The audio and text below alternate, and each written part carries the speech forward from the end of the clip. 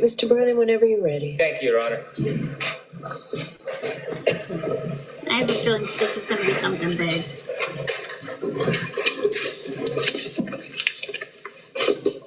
Good afternoon. Thank you, Mountain Mom. Just a few more items I'd like you to recognize. Your Honor, may I approach? Yes.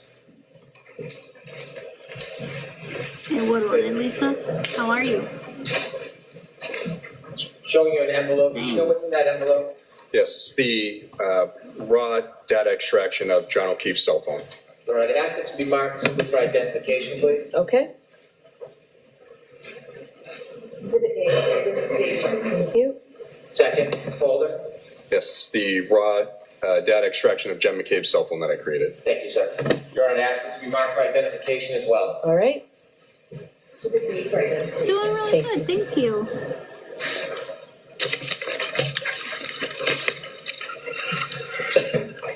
We're doing some self-care. Trooper, you shared with us that you downloaded the extraction of the phones that you identified and you made reports based on specific identified features. For example, a conversation between two people. Yeah, so I didn't do the extraction of Jen's phone, but I A group friend. made those reports with the PDFs from the data extraction. Relative to Mr. She's one of the O'Keefe in and the group. defendant's phones, you created a document that They're on YouTube, don't worry. But Jen is one that's the in crowd. provided us the phone calls between them on January 29th. Yes, that's correct. And separately, you also provided a document that included all of the chats or text messages between John O'Keefe and the defendant on January 29, 2022. Yes, it also included the 28th. Thank you. Yes. And in that compilation, did you put together or do you create or review a PowerPoint of those? Yes, I did. And what was the point of that? Just to show the texts and calls in a chronological order, because that way you're not looking at two different documents, trying to compare and contrast the calls to text messages when each is coming in. And did you begin that PowerPoint presentation with a call at 2:16:10 on January 28, 2022? Yes, that's correct. And are there additional chats or text messages earlier that morning? Yes, there's a handful starting around 9:45 a.m. May I Yes. approach, Your Honor? Yes. The top's almost completely transparent. We need this part now. Handing you a folder, sir. Could you take a And look at it's it? done. Let's know if you recognize what's in it. Yes. So this is the bulk of this is the PowerPoint calls and text messages, and at the beginning, there's the messages from before 2:16 in the morning. I'd like to introduce this as an exhibit, Your Honor. Okay. No objection, Your Honor. Great, thank you. For permission, I'd ask the witness to read the text messages from the morning hours, and then we'll begin the PowerPoint presentation. Okay. Thank you, Your Honor. Do you have a hard copy of those for me? It was The only reason this part isn't clear yet is because if it overlaps, it clearly can't absorb into the skin. So it overlaps and it is lifted up in this area. So that might be why we're not clear there. provided. I'll see if you have another copy if you don't have it. All right, I have, it's in here, the pre-morning hours, I'm leaning that way too, Jen. the ones that we discussed at Sidebar. If you don't have them, The defense has a copy for you, Your Honor. thank you. I'm sorry. Thank you, Ms. Little.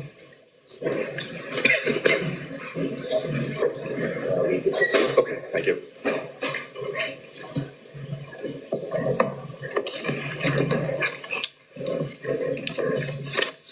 May we begin, Your Honor? Please. Could you first read the text messages from that morning to the jury? Yes.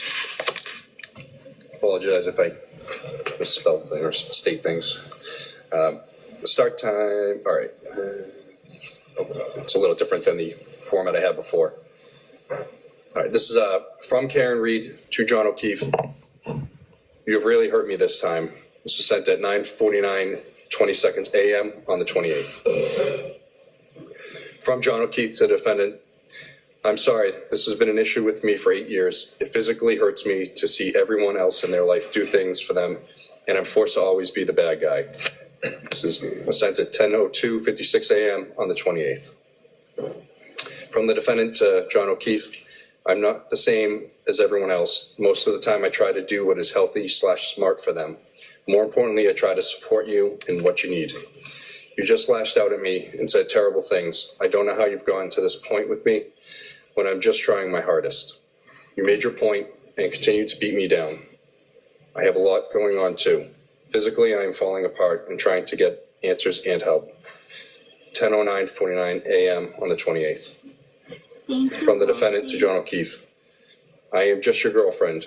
I am not a perfect parent. I am trying very hard and sometimes treat them - nothing like I used to. 10:46 a.m. on the 28th.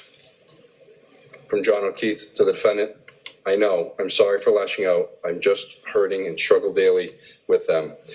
I always feel like I'm failing at this parenting thing. I wasn't built for this. 10:12 a.m. on the 28th. The defendant to John O'Keefe. Kaylee isn't perfect, but everything wonderful about her is because of you. 12:21:36 p.m. on the 28th.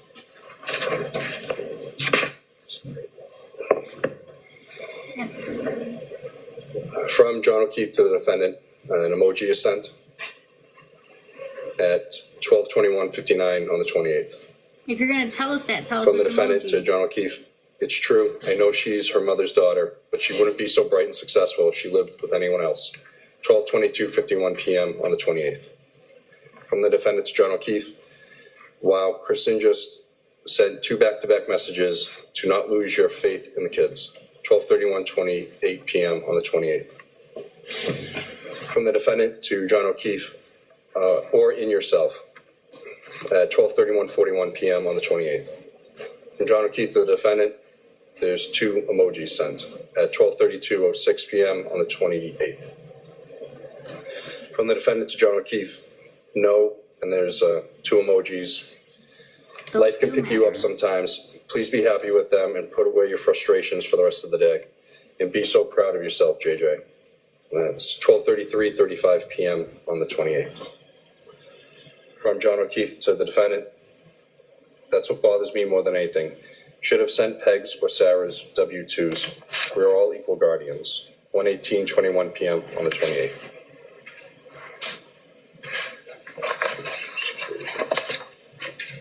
From the defendant to John O'Keefe, maybe you can call someone.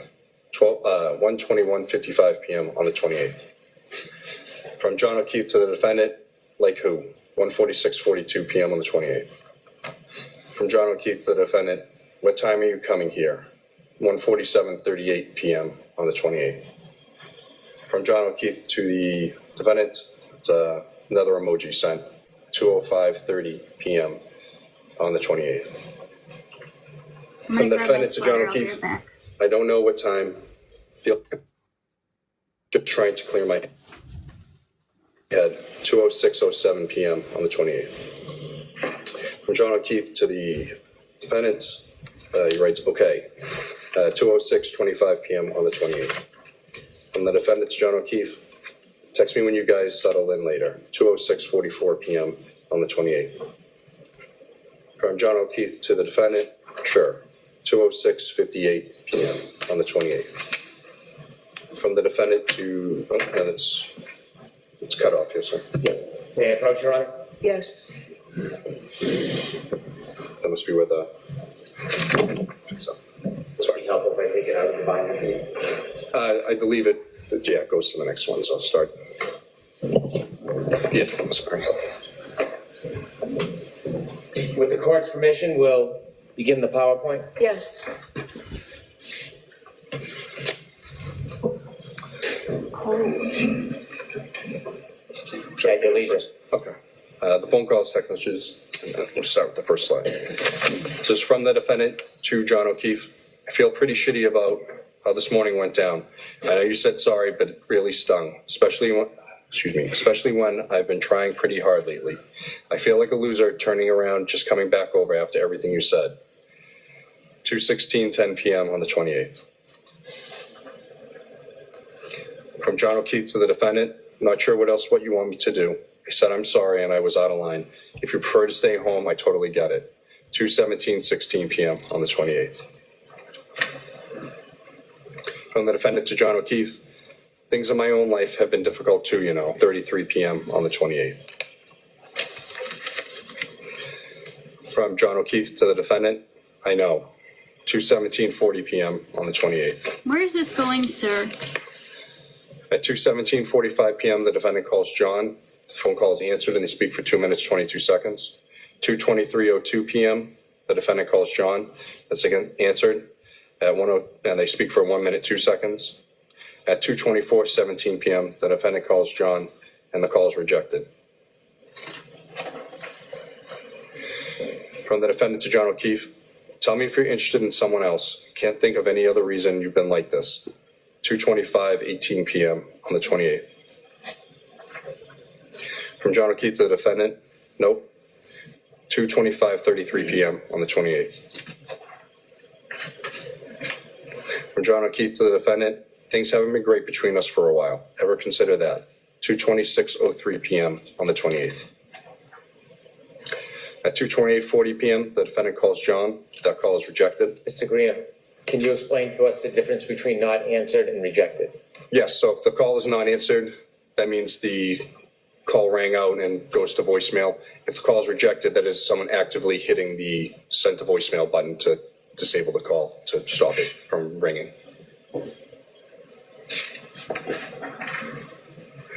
From John O'Keefe to the defendant, kids are here, not in the mood to talk. 2:29:03 p.m. on the 28th. From the defendant to John O'Keefe, so you're not into it anymore. That's fine, but I don't want to keep trying and you keep treating me like this. 2:29:12 p.m. on the 28th.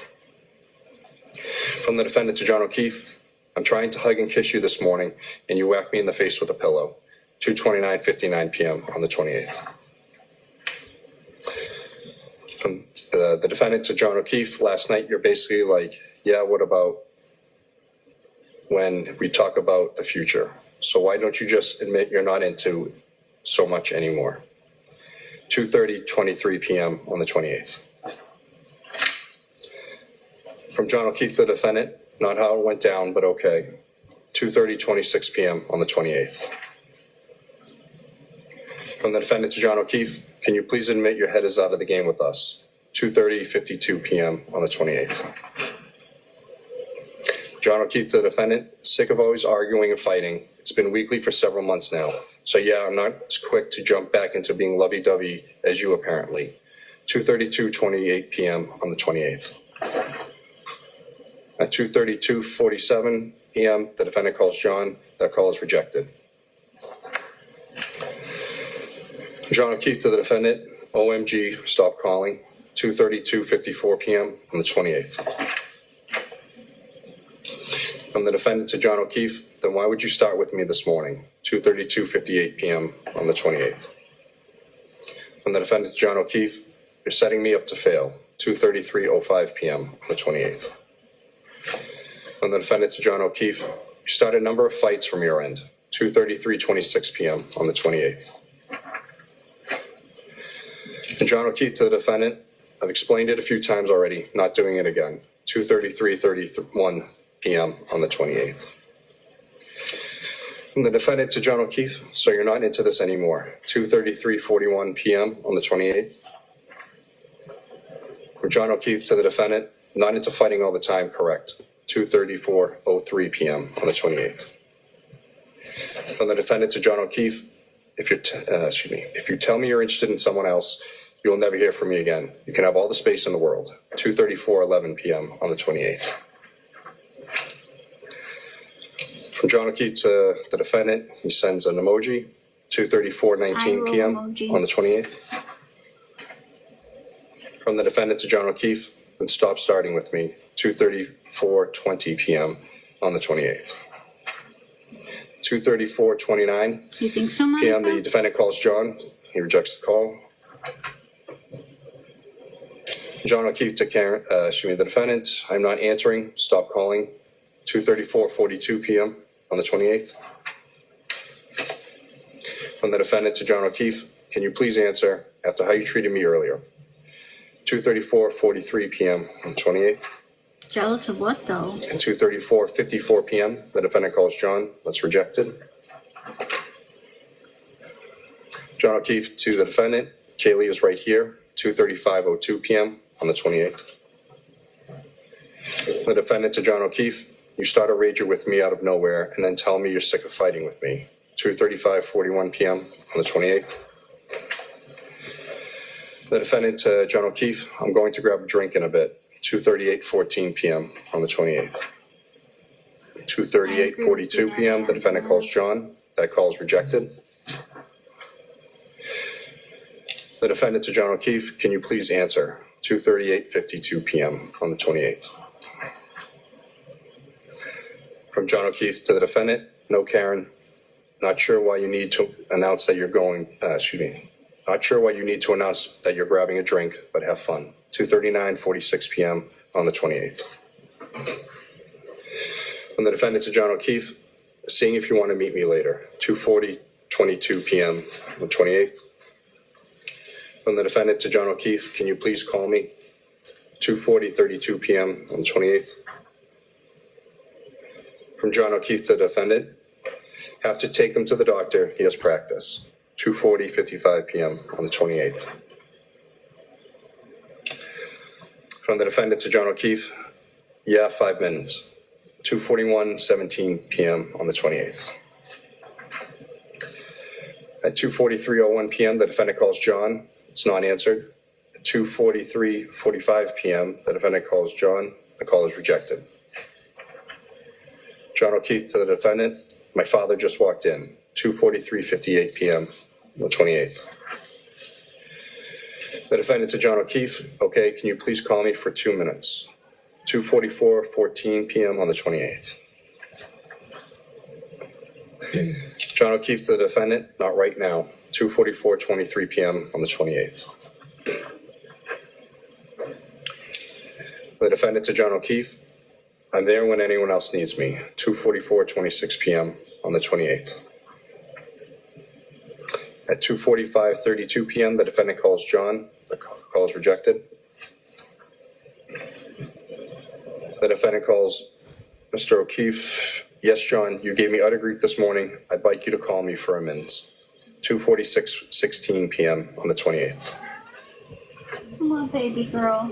The defendant to John O'Keefe. What's wrong? I've been trying to get over the hump with is arguing, and now you tell me you're not into doing things. And you don't want to fight weekly, but fly off the handle at 8 a.m. with me, like you're setting me up to fail. 2:47:08 p.m. on the 28th. The defendant to John O'Keefe, I've been dealing with my own personal crisis over things I have zero control over. I'd like to lean on you too sometimes. Instead, I just hear everything I've done wrong. Nana, no spoilers, please. Many of us have not gone into this at all. We're doing this as if we're the virtual jury, so please, no spoilers. 2:48:34 p.m. on the 28th. At 2:56 p.m., the defendant calls John. The call is rejected. At 2:51:13 p.m., the defendant calls John. It's rejected. 2:52:37 p.m., John calls the defendant. It's not answered. At 2:53:56, the defendant calls John. Again, not answered. The defendant, John O'Keefe, you seriously cannot pick up the phone for 2 seconds. 2:54:13 p.m. 2:58:05 p.m., the defendant calls John. It's rejected. At 2:59:13, John calls the defendant. The call is answered and they speak for 4 minutes, 59 seconds.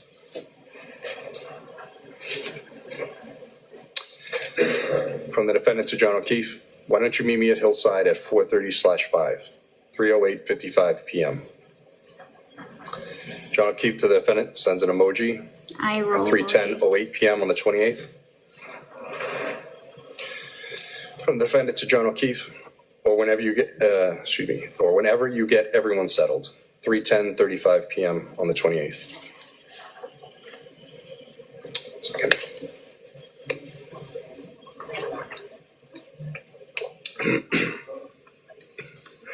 From John O'Keefe to the defendant, like I said, doctor now, and he has practice till 6. If you want to go start drinking, then go for it. 3:36:21 p.m. on the 28th. From the defendant to John O'Keefe, I didn't know the times of his practice. 3:36:40 p.m. on the 28th. From the defendant to John O'Keefe, I just want to give you space at the house without me there. so rather meet you out than meet at the house. 3:37:01 p.m. on the 28th.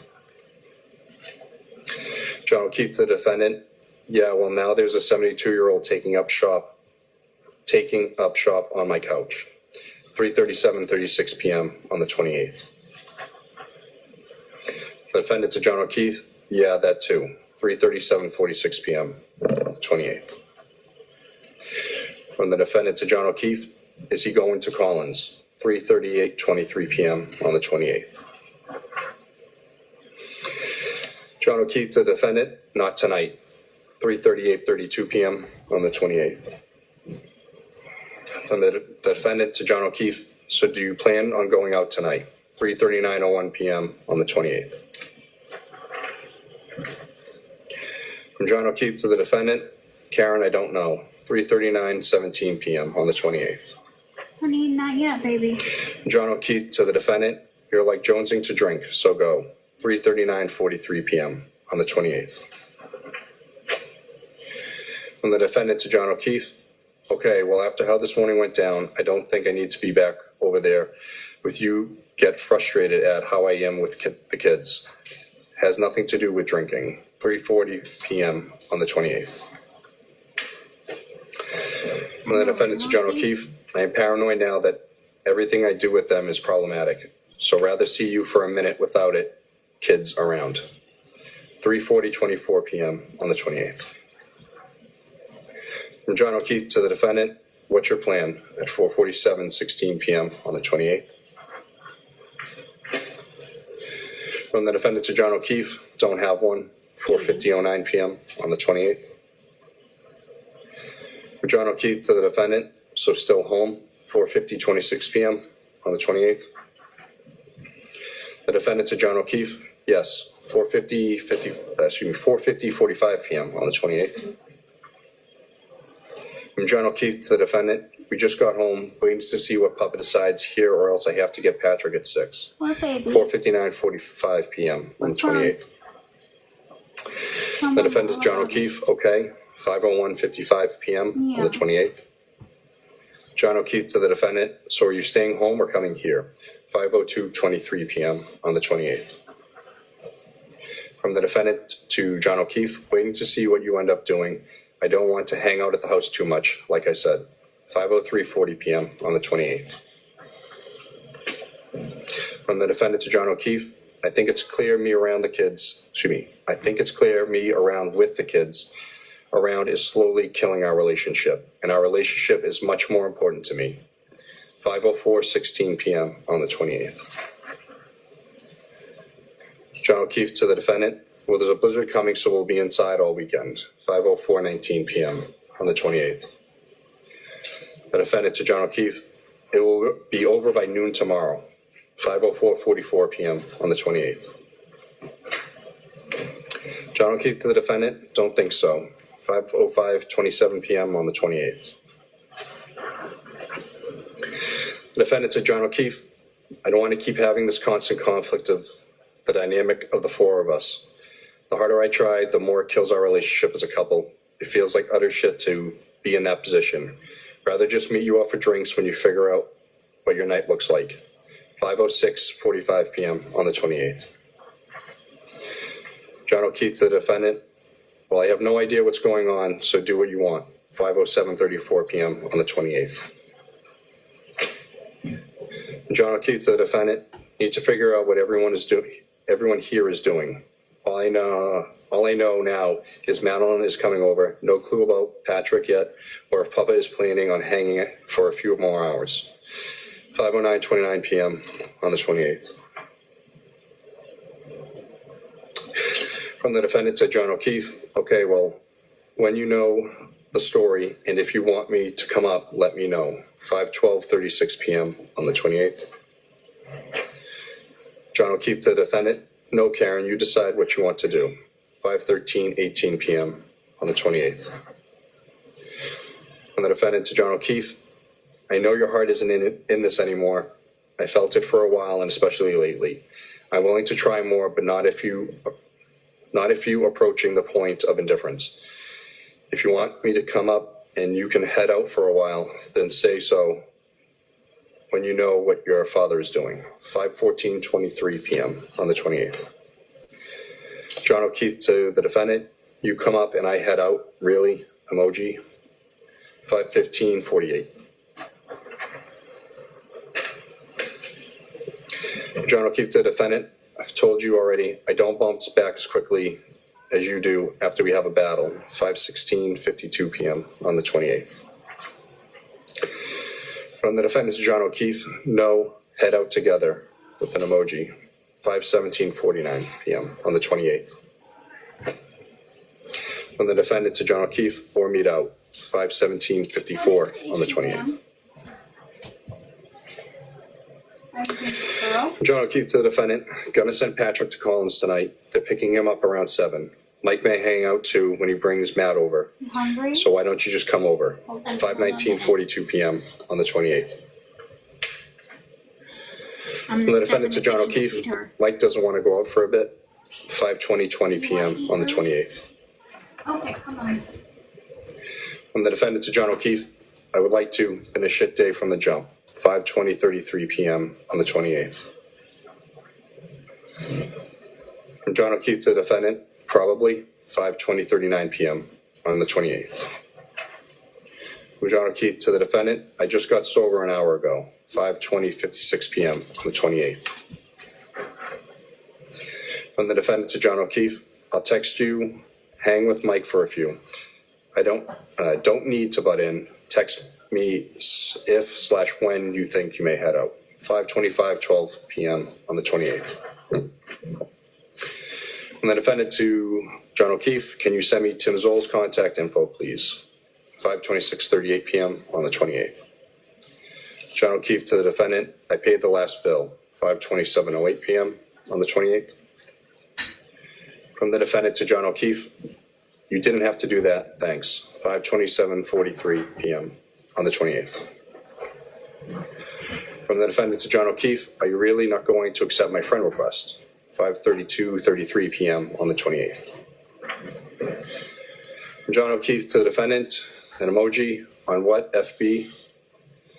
5:33:01 p.m. on the 28th. From the defendant to John O'Keefe, yeah, we've been going out for 2 years. 5:33:20 p.m. on the 28th. John O'Keefe to the defendant, I haven't gone on. You defriended me over a year ago, I believe. 5:33:48 p.m. on the 28th. From the defendant to John O'Keefe, Kerry texted that they're headed out in a bit. 6:05:29 p.m. on the 28th. From John O'Keefe to the defendant, okay. 6:14:55 p.m. on the 28th. From the defendant to John O'Keefe, she's going to let me know where. 6:17:51 p.m. on the 28th. From John O'Keefe to the defendant, so you're going to meet them. 6:18:12 p.m. on the 28th. From the defendant to John O'Keefe, just presenting it as an option. Wouldn't mind hanging out with them for a drink. 6:19 p.m. on the 28th.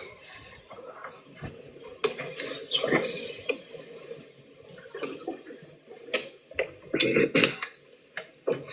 From the defendant to John O'Keefe, is Mike over? 6:27:26 p.m. on the 28th. From John O'Keefe to the defendant, yes. 6:29:45 p.m. on the 28th. From the defendant to John O'Keefe, sounds you're like good with getting together tonight. 6:31:32 p.m. on the 28th. From the defendant to John O'Keefe, was hoping after this morning you'd be interested in smoothing things over with me. 6:32:24 p.m. on the 28th. John O'Keefe to the defendant, told you to come over, but you insisted on meeting me out somewhere. 6:33:44 p.m. on the 28th. From the defendant to John O'Keefe, Mike is a little off with me for a while now. I've said that multiple times. 6:34:34 p.m. on the 28th. From John O'Keefe to Karen, the defendant, time to get over it, Karen. He's fine. He was fine the other night when he came by. 6:38:09 PM on the 28th. From the defendant to John O'Keefe, yeah, wouldn't mind hanging out with other people, like another female too. 6:39:09 PM on the 28th. I got that one written down. From John O'Keefe to the defendant, where are you meeting them? 6:39:28 PM on the This is the Karen Reed trial day 3. We're doing this as the virtual jury, so no spoilers, please. We are in the text message reading right now. 28th.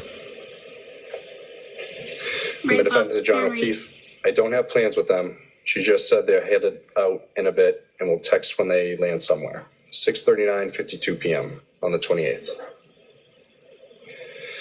From the defendant to John O'Keefe, if you want to go out with Mike Solo, that's fine. Just let me know.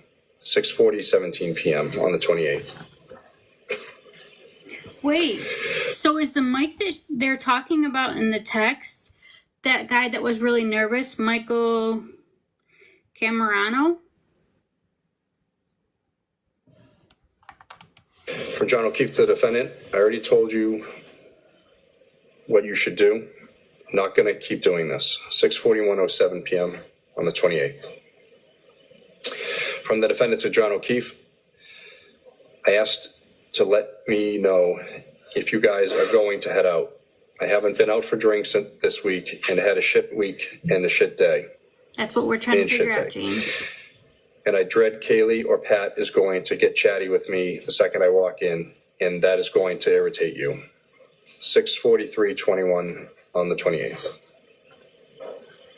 From John O'Keefe to the defendant, Pat is leaving, Kay is with Mad Cam. 6:44:02 Yes. PM on the 28th. Because Mad Cam, that's abbreviation for his last name, which is Camerano. So it is looking like that really is who they're talking about. John O'Keefe to the defendant, I'll text Chris then. That's what I'm thinking, 6:44 PM on the 28th. Thank you. John O'Keefe to the defendant, we're headed out shortly. What's your plan, Karen? 7:06:13 PM on the 28th. From the defendant to John O'Keefe, do you want me to join or no? 7:06:37 PM on the 28th. From John O'Keefe to the defendant, yes, wasn't sure if you were meeting the Currans. 7:07:04 PM on the 28th. From the defendant to John O'Keefe, they are not out drinking yet. 7:07:40 PM on the 28th. From the defendant to John O'Keefe, where are you headed? 7:09:22 PM on the 28th. John O'Keefe to the defendant, trying to decide maybe McCarthy's. 7:14:48 PM on the 28th. From the defendant to John O'Keefe, okay then, let me know where you decide. I'm still down in Enfield. 7:21:50 PM on the 28th. From John O'Keefe to the defendant, text me when you leave. Still waiting on McKinney's.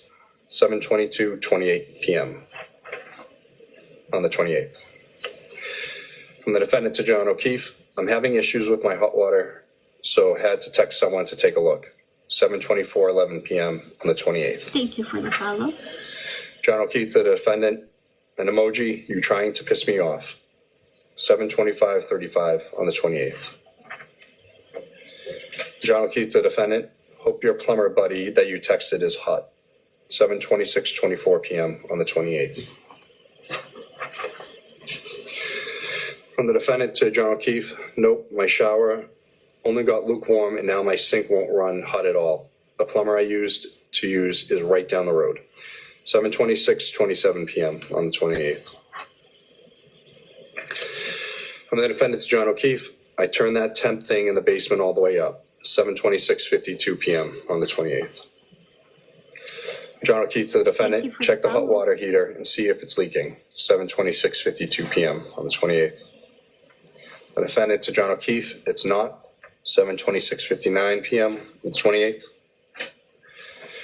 John O'Keefe to the defendant, don't do that. 7:27:01 PM on the 28th. John O'Keefe to the defendant, is the pilot lit?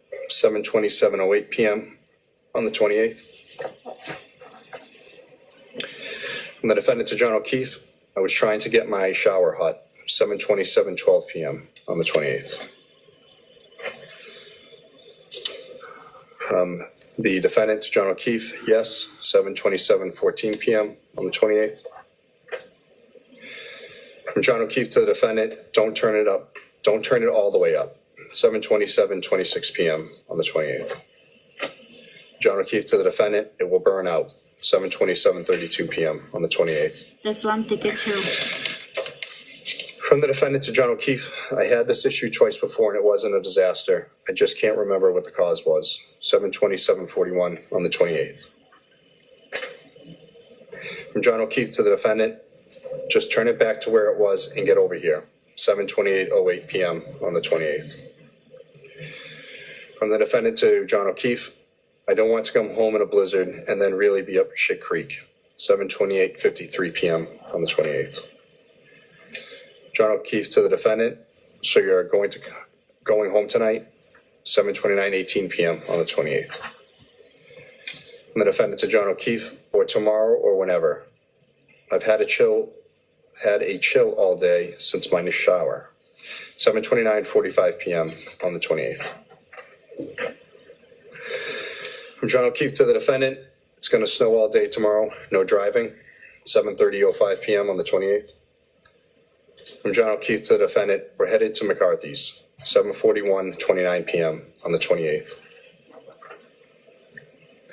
From the defendant to John O'Keefe, okay, let me know if you end up leaving, 7:41:57 p.m. on the 28th. From John O'Keefe to the defendant, why? Now you're not coming, 7:42:27 p.m. on the 28th. From the defendant to John O'Keefe, I'm waiting for the plumber. I actually think he's in the driveway, 7:42:56 p.m. on the 28th. From John O'Keefe to the defendant, we're taking Mike's car, so I'm relying on you for a ride home if he leaves, 7:43:10 p.m. on the 28th. From the defendant to John O'Keefe, he's not going home after, 7:43:27 p.m. on the 28th. John O'Keefe to the defendant, 8 o'clock on a Friday, emoji, 7:43:31 p.m. on the 28th. John O'Keefe to the defendant, you may have to get Michael, 7:43:46 p.m. on the 28th. Hi, Pip. How are you? John O'Keefe to the defendant, you have a plumber coming over at 8. Knowing me and Papa could have handled it. Good luck. 7:44:36 p.m. on the 28th. From the defendant to John O'Keefe, Thank you. I have always told you I will not put either of you out of your way the way everyone else in your life does. I knew it wasn't working right when you were at the doctor's with Kaylee, and I knew neither of you could get here. And this guy, Richie, fixed it last time, whatever it was. He was supposed to be here at 5, 7:48:01 p.m. on the 28th. From the defendant to John O'Keefe, if it's not a quick fix, I'll tell him to forget it. 7:48:20 p.m. on the 28th. John O'Keefe to the defendant, if you need a new water heater, don't let him do it. 7:55:04 p.m. on the 28th. The defendant text from the defendant to John O'Keefe, he's here now. If it's not quick, I'm not doing it. I just want to make sure nothing is wrong / will go wrong with when I'm not home. 7:55:44 on the Yes, he'll be 28th. there. What about him, From the Kathy? defendant to John O'Keefe, he's not a scammer. Half the quick stuff he doesn't even charge me for. 7:56:06 p.m. on the 28th.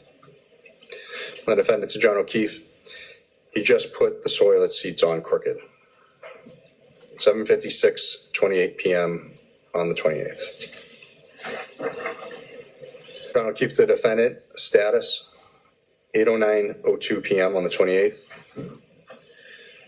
From the defendant to John O'Keefe, still here with an emoji, 8:09:18 p.m. on the 28th.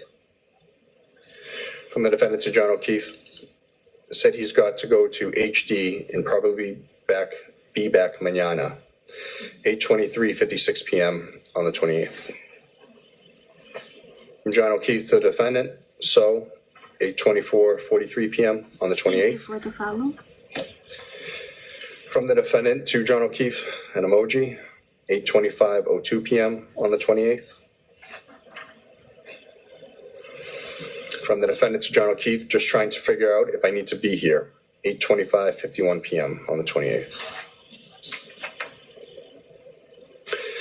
From John O'Keefe to the defendant, what does it need, 8:26:01 p.m. on the 28th.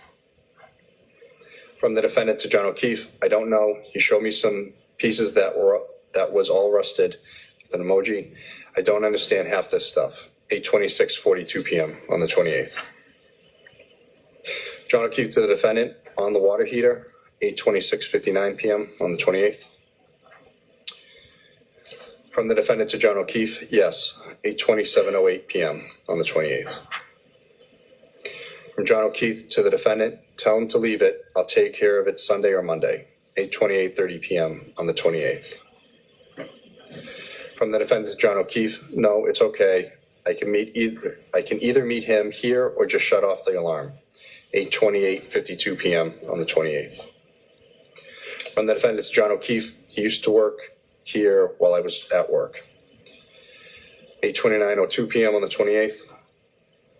From John O'Keefe to the defendant, does he realize it will be whiteout conditions tomorrow a.m., 8:29:32 p.m. on the 28th.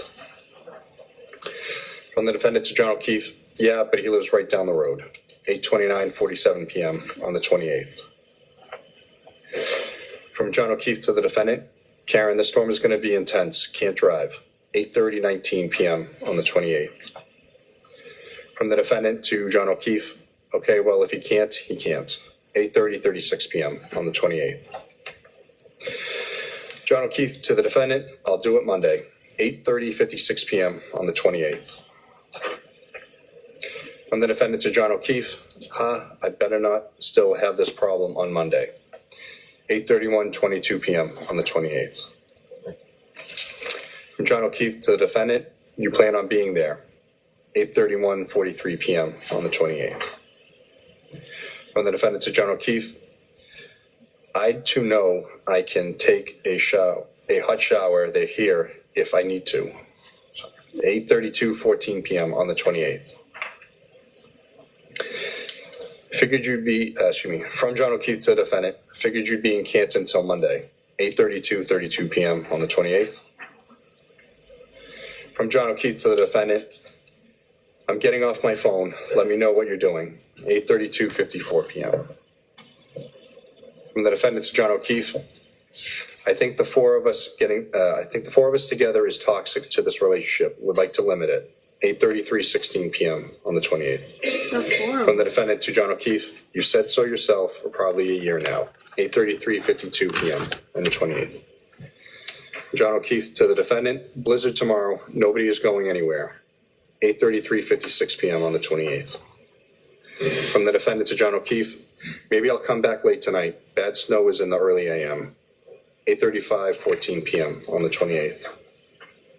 From the defendant to John O'Keefe, I'll head up there in a few min, let me know if you leave, 8:35:26 p.m. on the 28th. From John O'Keefe to the defendant, an emoji, says sure, 8:35:34 p.m. on the 28th. And that was the last of them.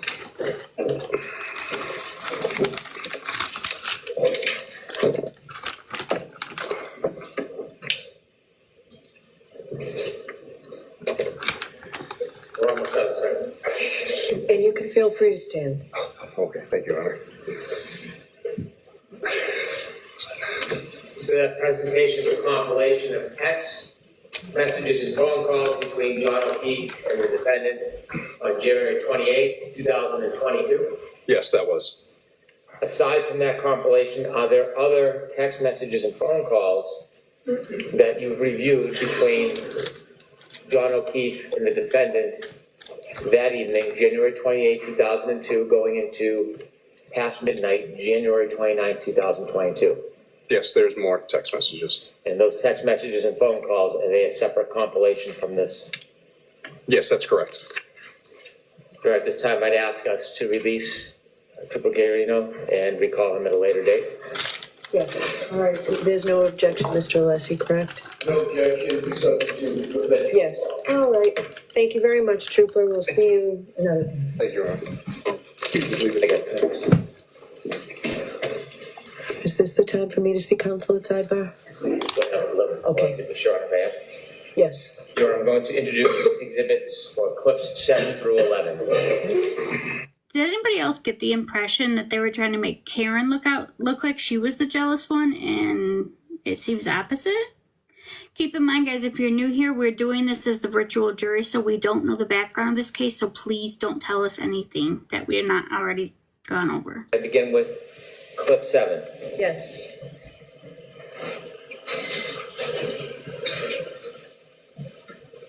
I agree.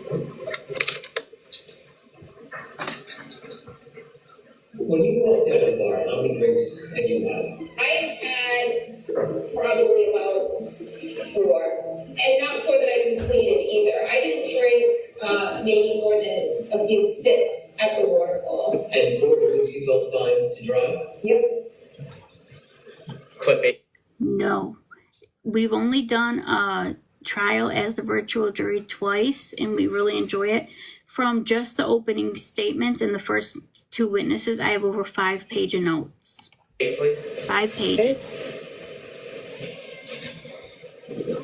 Don't let her fool you. Yes. And is the level of intoxication pretty high here for everybody? It's happy. Yeah. It's, So you had a lot to drink, right? I wouldn't say, I had like a normal amount. Thank you. Like a vodka tonic every 40 minutes. Okay.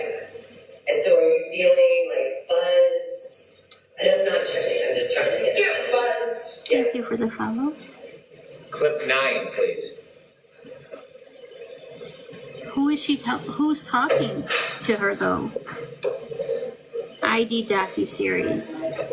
The final count of my alcohol intakes, probably about 5 or 6 or 4.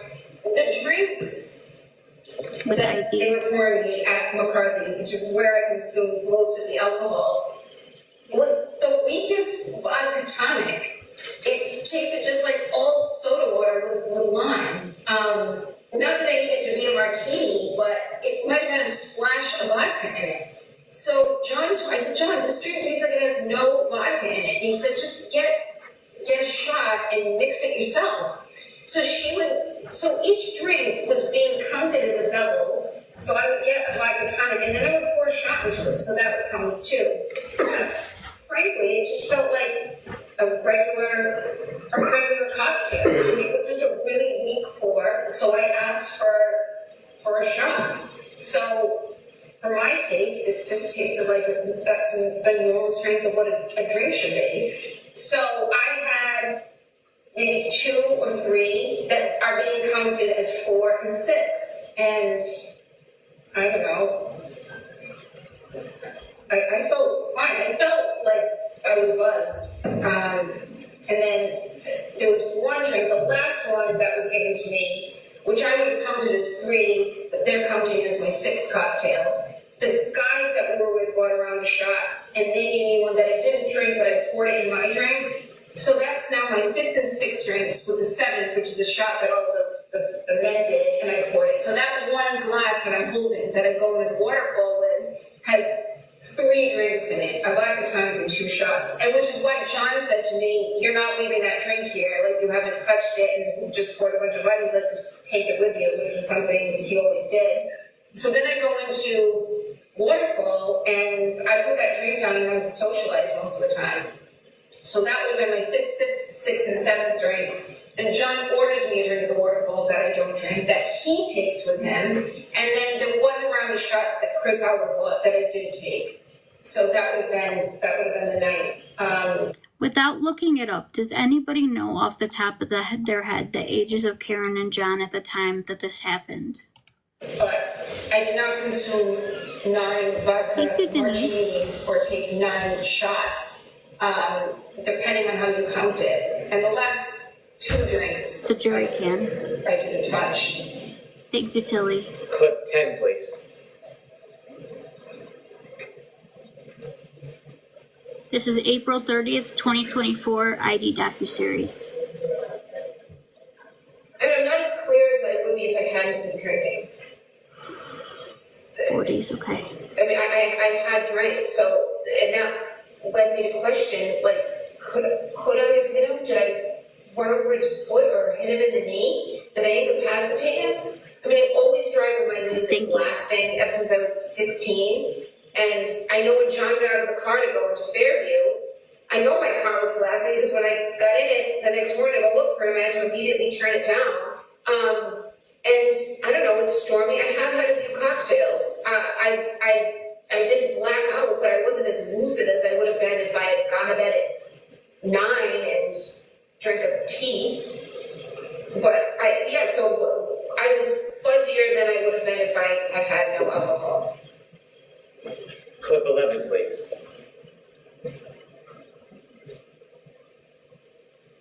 June 15th, 2024 docuseries ID as well. How did you feel after that many drinks? When you got in the car, did you feel like you could drive, and did you feel how I wouldn't have gotten on the expressway. I wouldn't have gotten on the expressway Good at question. 12:15 on January 29th. I mean, it was quiet. The roads were very quiet. You can see it on the videos. And I was going, you know, when I've had a few drinks and I drive, I always drive extra slow. So I know my alerts aren't as sharp as they should be.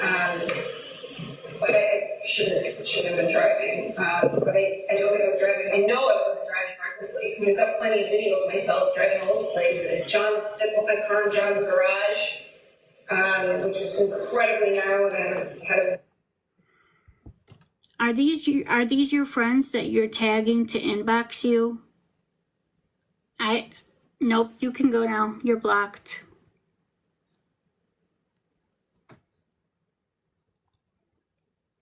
Sorry about that, you guys.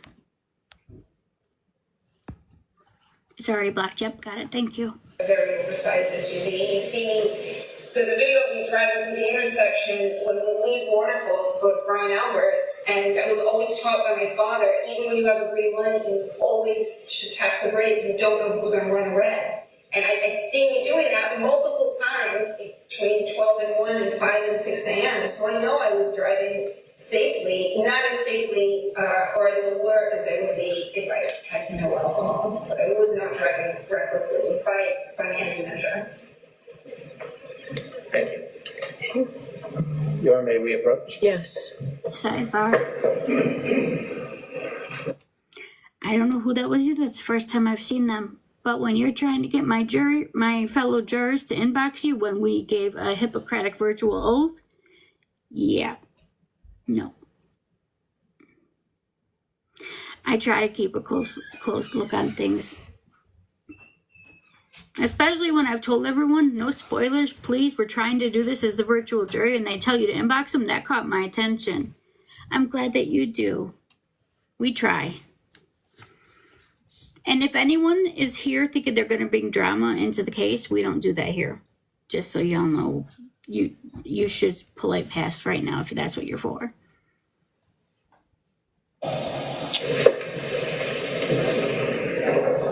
Me either. It was creepy. Thank you. I bet you have a really interesting message waiting for me. Confusion with counsel regarding witnesses. So those are the witnesses for today. So we're done for today. Counsel assures me that won't happen again. But more importantly, we're on track. We're on schedule. Not going for the rest of the day. Won't interfere with our schedule. It looks like it's with all the curtains here, but it looks like it's a beautiful day. We'll have a nice afternoon. Tomorrow we'll be going on a view. So for that, we're comfortable close. We'll be walking around a little bit. We'll be going by busing. I'll have more instructions for you tomorrow morning. But please follow those instructions. Do not discuss this case with anyone. Don't do any independent research or investigation into this case. It's okay. If you happen to see, hear, read anything about this case. Yeah, so they finished day 3 early. Let me look and see how long day 4 is. Hold on. Okay, it's only 4 hours. Well, they ran out of witnesses that day. So raise your hand if you would like us to continue through day 4. We probably won't get through the whole thing. I don't know though. But I would like a vote. All those wanting day 4? Just so you know, my husband just got home. So I'm going to be off the screen eating, but I'm right here. I haven't left the room. I'm right here. Okay, then let's go ahead and start day 4. It's not a long one. It's only a little over 4 hours. And since we're the jury, we get to skip all the BS in between.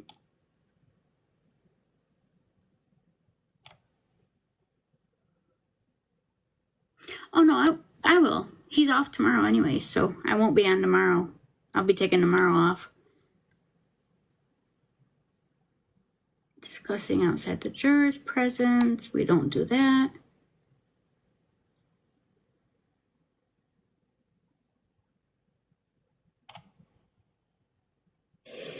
May I? Please. Thank you, Your Honor. Good morning, ladies and gentlemen. Good morning. As Her Honor explained to you, we're going to go to 34 Fairview Road. There's some exhibits that are already in evidence. You haven't had a long time to look at them. Thank you study for the them. follow. But essentially, we're going to go to 34 Fairview Road. I ask you just to pay attention to the street, the front yard of the home. And you'll see to the left side of the front yard in the corner, there'll be a car. It's the Lexus that we've spoken about, the defendant's Lexus. And you'll also see a flagpole and a fire hydrant. And so I'd ask you to take a look from different vantage points. Take a look from that area where the flagpole is, from where the fire hydrant is. And you'll see on the street before the grass is a little firm concrete that comes up a little bit. I'd ask you just to note that as you go there. One thing I'd suggest is April 25th, 2025, not January 22nd, 2022. So the weather will be very different. The temperature will be different. The conditions will be different. We're going to go there probably at 10 o'clock. It won't be the same visibility. It won't be the same elements and the same weather. So keep that in mind when you're looking on it. When you look at the Lexus, there's a couple of things I ask you to look at. There is some evidence already in photographs of the right rear tail light. When you look at that tail light, it will be different than the photograph that is in evidence. It has been removed, so it will appear differently, and you'll later get testimony explaining that process. Also, I'd ask you to make a note on the Lexus about the height of the bumper. I'd ask you to make note of the height of the right rear tail light. And I'd also ask you to take note of, on the top of the hatchback, there is a part that protrudes. I'd ask you to look at that as well. Thank you very much. All right, thank you, Mr. Brennan. Ms. Giannetti? Thank you, Your Honor.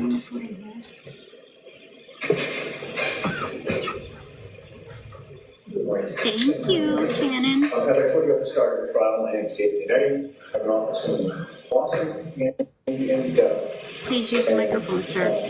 on behalf of my co-counsel, we will be accompanying you on the Thank you for the call. view that you will take today.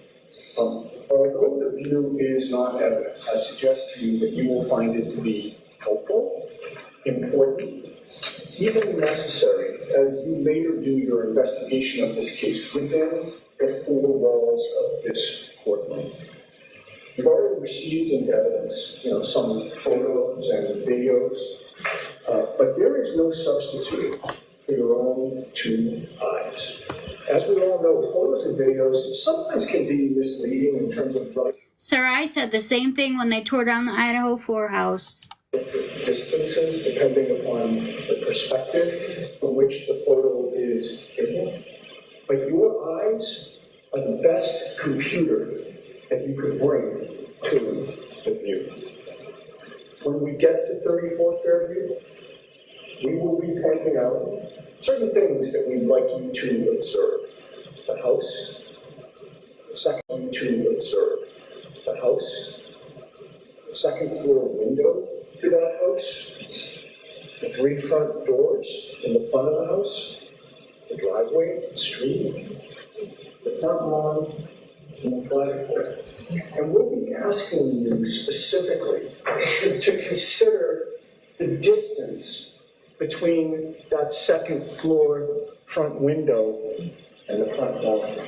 The distance between the front doors to the house and that front lawn. The distance between the driveway to the front lawn. And we'll be asking you to take a good look at that Lexus. Just stand next to it. Just size it up. Take it in. You were all selected as jurors because the parties entrusted that you would do a proper investigation of this case within this courtroom. On behalf of Ms. Reed, we have every confidence that you will do a proper investigation. Thank you. All right, jurors, I have to make something very clear. So the purpose of this view is to help you better to understand the evidence that you'll hear during the I'm gonna be off screen eating next to the thing, but I'm still here.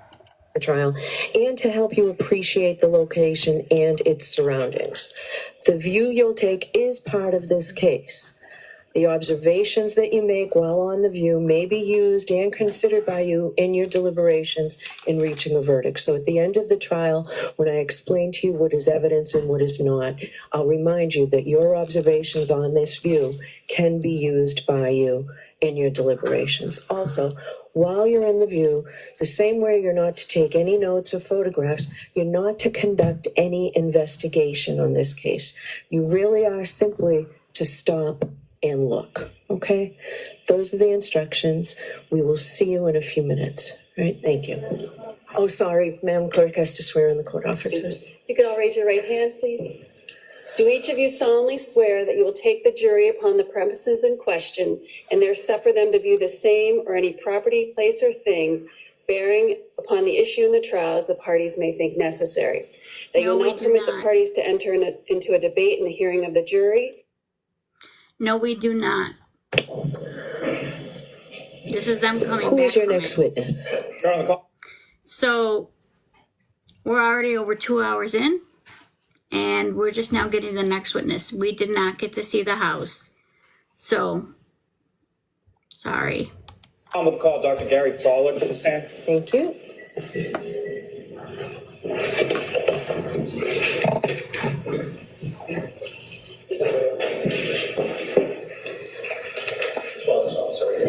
Why did jury did? Do you mean why did the jury? Well, I don't know, but they clearly didn't get the message that we're the virtual jury, so they didn't feel they owed it to us, I guess.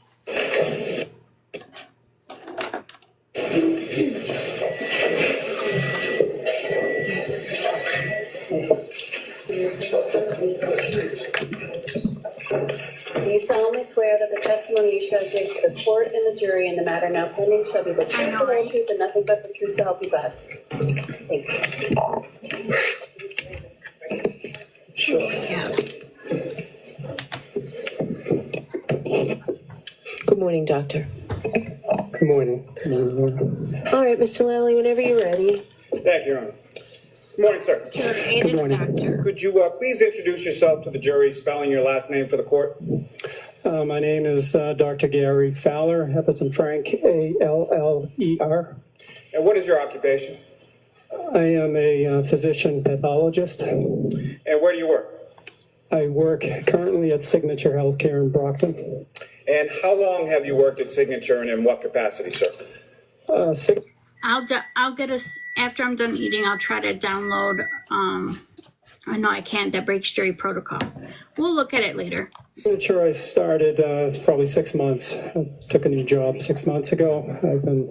I am the chief of pathology and the laboratory medical director at Signature. And where did you work prior to your work at Signature about 6 months ago? Prior to that, I was at Good Samaritan Medical Center in the same capacity. And how long did you work at Good Samaritan for? Since 2015, late 2015. And did you work in any capacity similar to that prior to working at Good Samaritan? Prior to Good Samaritan, I worked at the Kearney Hospital, which is in Dorchester. Started that job in 1996. So I stayed on staff at Kearney Hospital up until actually closed 6 months ago. So I've been on staff at Kearney's for quite a long time. And where did you go to school and what degrees did you receive? I went to college at Tufts University in Medford, graduated in 87. From there, I went to Tufts Medical School and graduated in 1991. And following your graduation, where did you go from there? After medical school, I did a residency at Tufts Medical Center in 1991 to 1996. And then where did you go following your residency? And right from residency, my first job was at Kearney Hospital, which I previously mentioned, so 1996. And doctor, are you board certified? I am board certified in anatomic pathology and clinical pathology. And what is a board certification? Board certification is something we need to show that we are actually qualified to perform the job that we need to do, both in anatomic and clinical pathology. It's a written exam that we take and we need to pass to demonstrate that we're competent and know what we're doing. First, in just general terms, if you could explain to the jury, what is pathology? Pathology is, well, there are two basic branches of pathology: anatomic pathology and clinical pathology. Anatomic pathology is basically, an anatomic pathologist is a physician or MD or a DO trained to make diagnoses on patients via looking at tissue biopsies, organs, tissue fluids, and we're also trained in autopsy pathology as well. So basically, an anatomic pathologist, we look at tissues via glass slides. Slides are made, and we every day make the diagnosis of, somebody has a cancer or somebody doesn't have a cancer, benign. Look at colon polyps, breast biopsies, pretty much anything that comes out of the operating room or a physician's office, any sort of biopsy. Clinical pathology, on the other hand, is basically a clinical pathologist is a physician, an MD or a DO, who specializes in the clinical lab, which basically is any fluid specimen, including blood specimens. When you go to the hospital and you have your blood test and it gets sent to the lab, the clinical pathologist is ultimately responsible for the quality of your lab tests and quality, and basically that's it. And so the time that you worked at Good Samaritan, did that cover the date of January 29th, 2022? Yes. And again, what was your title and what was your job at Good Samaritan in the month of January 2022? I was the chief of pathology at the time and laboratory medical director. And what did you do as the laboratory medical director? Laboratory medical director, basically, the laboratory medical director is responsible for the ultimate quality of any, either whether it's a biopsy, somebody's biopsy, or lab result. The laboratory medical director has to make sure that the final result is of excellent quality. So there are many different things that we need to make sure that things that are in place, as far as either make sure we have the correct amount of workers. You want to have enough workers. You want to make sure they're competent. So as many, there are policies for competency for all the lab techs and phlebotomists and even pathologists. So basically the laboratory medical director, if something goes wrong, it's ultimately his or her fault. And the lab at Good Samaritan, is that lab accredited? Yes, it is. And by what body? We are accredited, or Good Samaritan is accredited by the, we call it the CAP. It's a College of American Pathologists. They are considered the preeminent accrediting body for hospitals. They've been around for probably 70 plus years or so. What is accreditation? What does that mean? He does, yeah. Accreditation is basically something that says that your laboratory is following guidelines and providing excellent quality. To be accredited with the CAP, every 2 years we have a laboratory inspection. They don't tell you when they're coming. They will give you a 3-month window and they'll come and inspect you. Is it just me? I've been a professional in this bar and you're supposed to be concise. I've been a professional in this bar and you're supposed to be concise. Well, he must have missed that memo. Is it just me, or is it most people that like true crime has a lot of pain conditions? Like I have RA and fibro, and I know a lot of you have similar conditions. It seems that way, doesn't it? Make sure we have a good quality lab. Each section of the lab, pathology, the clinical lab, microbiology, chemistry, hematology. The CAP has a checklist with numerous requirements that one needs to fulfill. There are probably over 3,000 items that they look at. That's one of the reasons I strive to make this a drama-free zone, because those of you that have pain conditions, you know what that does to your body. And was your laboratory at Good Samaritan, was the accreditation up to date on January 29th, 2022? We were accredited, still are. Now, in Good Samaritan Medical Center, when a blood test is ordered, what types of things is the lab testing for? I think the most common tests that are performed when you go and you have your blood test is one is chemistry, a chemistry test where sodium, potassium, chloride, glucose. We also, a common test is a CBC, or a complete blood count, where we look at your red blood cells and your white blood cells and your platelets. Those are the two most common tests. And why is blood testing ordered in the course of medical treatment at a hospital? When you're admitted to the hospital, usually you're sick, so the physician is usually a standard, ordering chemistry and CBC to see if there are any clues in those tests that could help the doctor take care of you. If they look at a BUN and creatinine, maybe if they're elevated, you're either could be dehydrated or have renal failure. If you look at liver function tests, maybe there's something wrong with your liver. So it's just a general, a good look at the patients to see if there are any clues that could help them.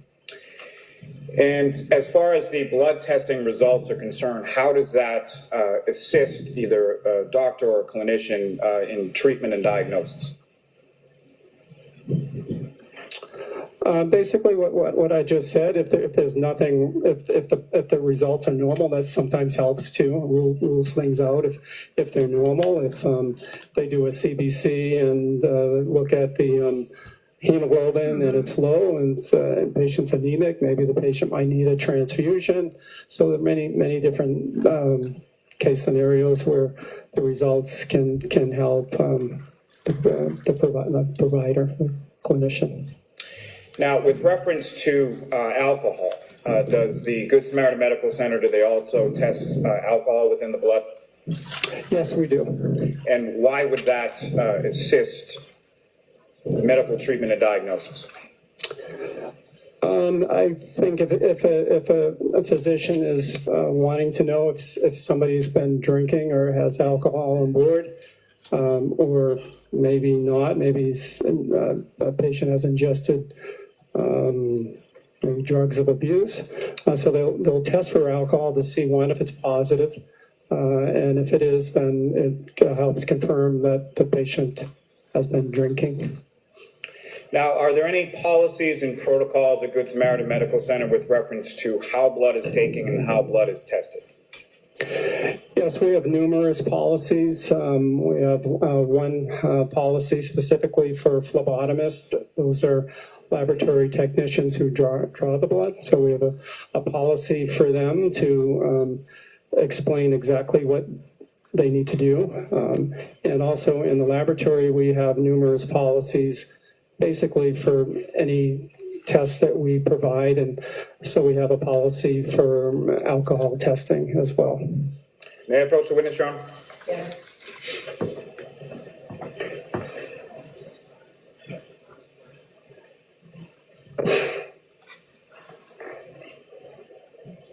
Doctor, I'm placing before you two sets of documents. Just ask you to review those generally and look up when you're finished.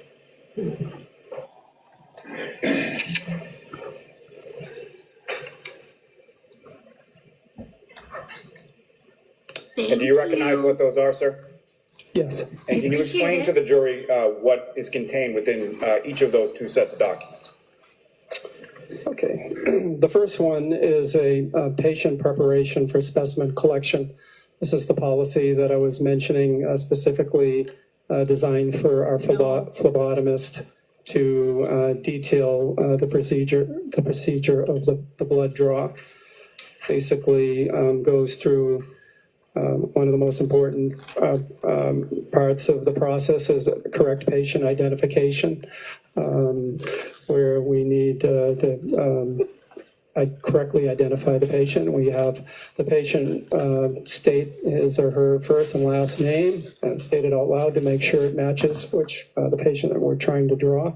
And then we also match up the bracelet to the medical record number on the patient's bracelet. So one of the most important things is correct patient identification. The rest of this policy goes on and just pretty much details what to do next, including finding the veins, cleaning the site. It has some information on if there are any complications. So it's basically the entire process of the blood draw. The second one is our alcohol policy, which pretty much details in detail what goes on behind the scenes for an alcohol blood test in our hospital. May I approach you again, Your Honor? Yes. Your Honor, Caldwell, proceed to introduce and admit the next two exhibits. All right, thank you. Your Honor, for the record, it would be the patient preparation for specimen collection, the next exhibit in line. All right. I've had my fibro for almost 20 years. And the ETOH policy would be the next exhibit number 37. Thank you. Exhibit 36.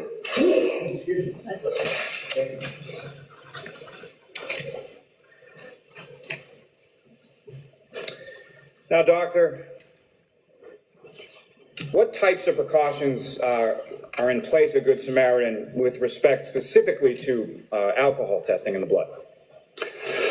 Or I should say taking the blood sample from the patient.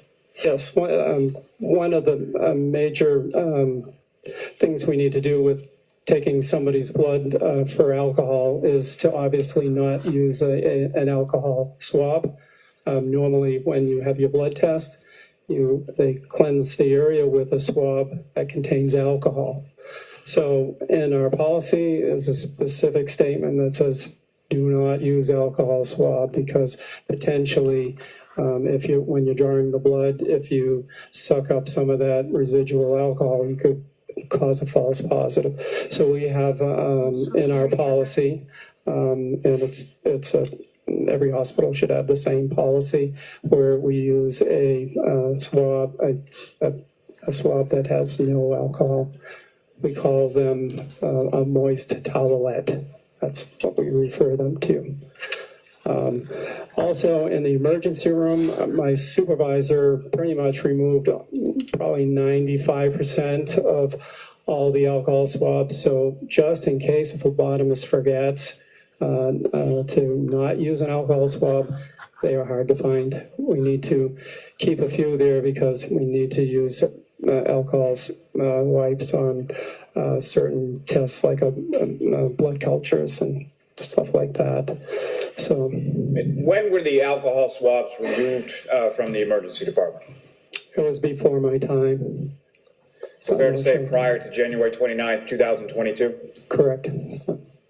What is a phlebotomist and what do they do? So a phlebotomist is a healthcare professional who specializes in drawing blood. So they're the ones who are trained, competent, and know what to do when they draw a patient's blood. What kind of training do phlebotomists receive at Good Samaritan?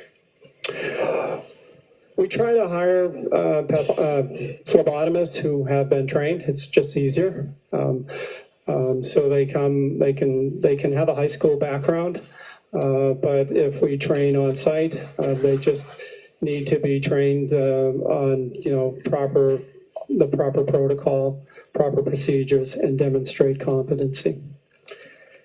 Is there any sort of proficiency testing related to phlebotomists at Good Samaritan?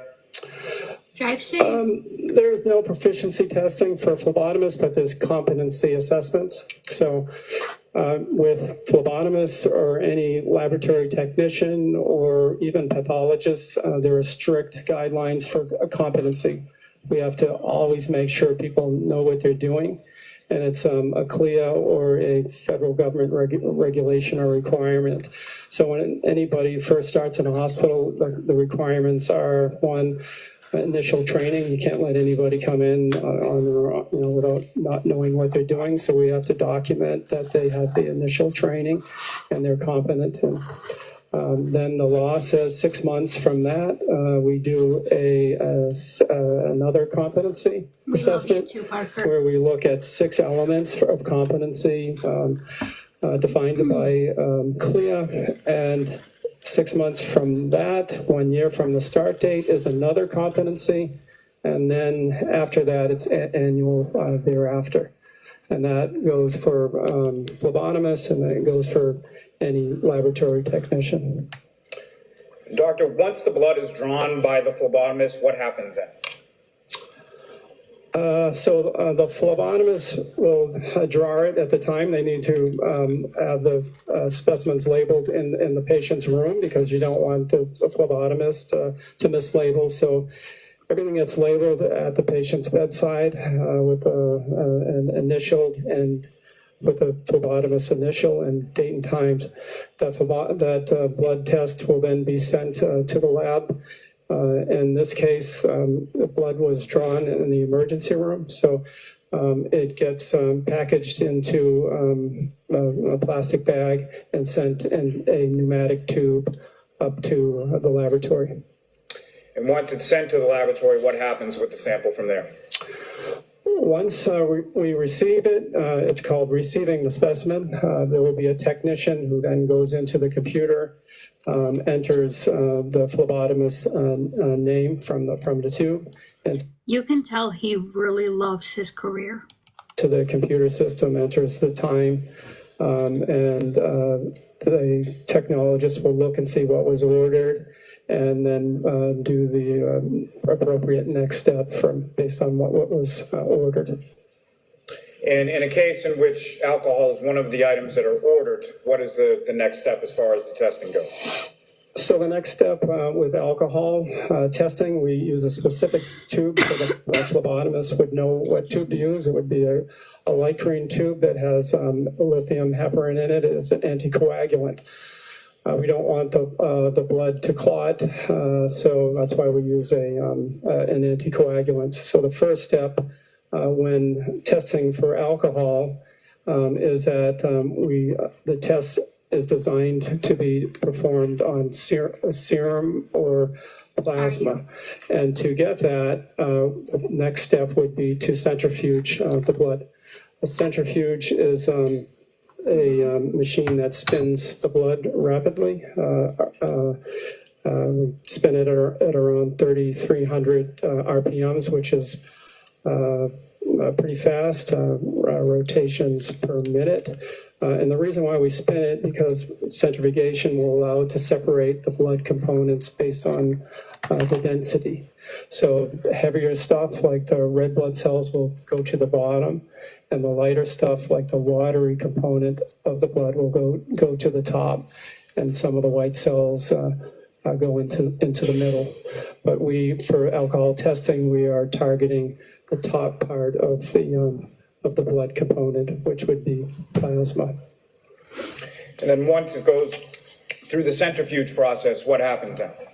So once it's centrifuged, we have the separation of the blood components. We have the plasma ready to be tested.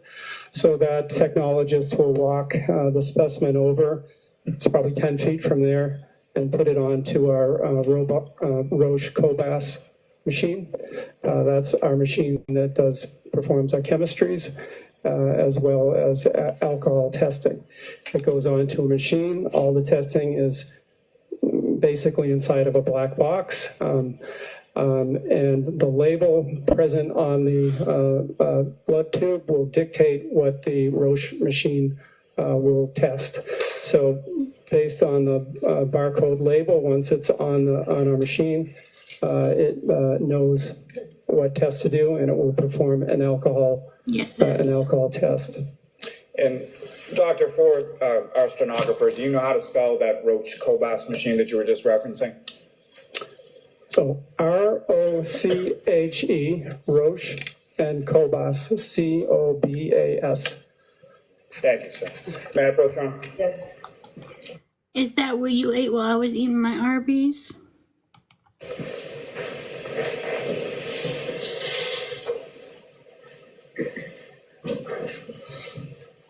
Doctor, showing you another series of documents. Again, if you can just look at that and look up on it. My skin looks so glossy now.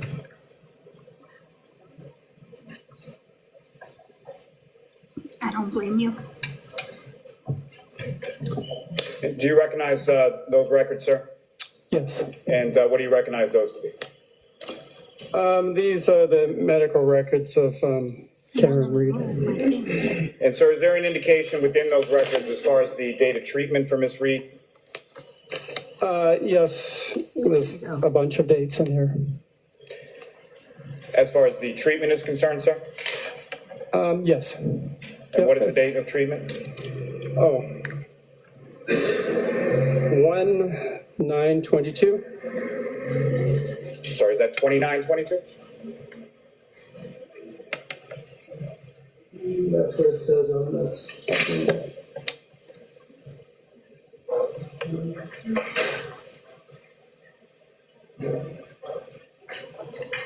The mid date, it says 1/29. I barely ate mine. If you want to have it, you can have it. Thank you, sir. That's fine. Doctor, if I could direct your attention further into the document to a previously tabbed portion, do you see any indication in there as far as a result for alcohol testing? It's chicken though.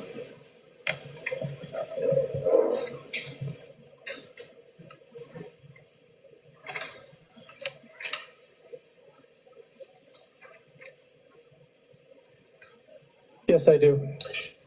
And with respect to that result, have you reviewed these records prior to today? Yes, I did. And if you could, explain to the jury sort of the timeline from this blood sample as far as, let's start with first when it was ordered. So when it was ordered, it was 9:03 in the morning. And when was it taken, sir? The blood test was taken 5 minutes later, so 9:08. And then what happened, or what is the next time that something of any significance happened with it? 5 minutes from that, 9:13, we received it, and 9:53 in the morning, the result was entered into the computer. So it was ordered at 9:03, and I believe it was 9:53 the results were in the computer. And may I approach again, Your Honor? Yes.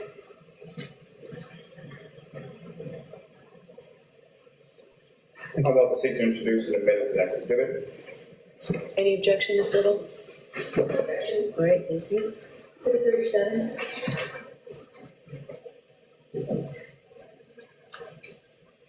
Your Honor, may I return to the document? Yes.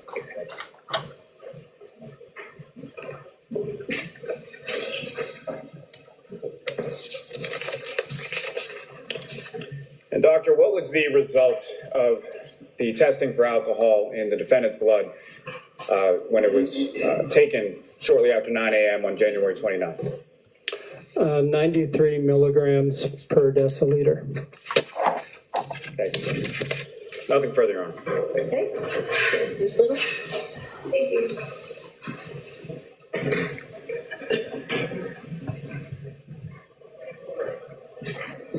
So you know how we were talking yesterday about this new Medicube, the blue one?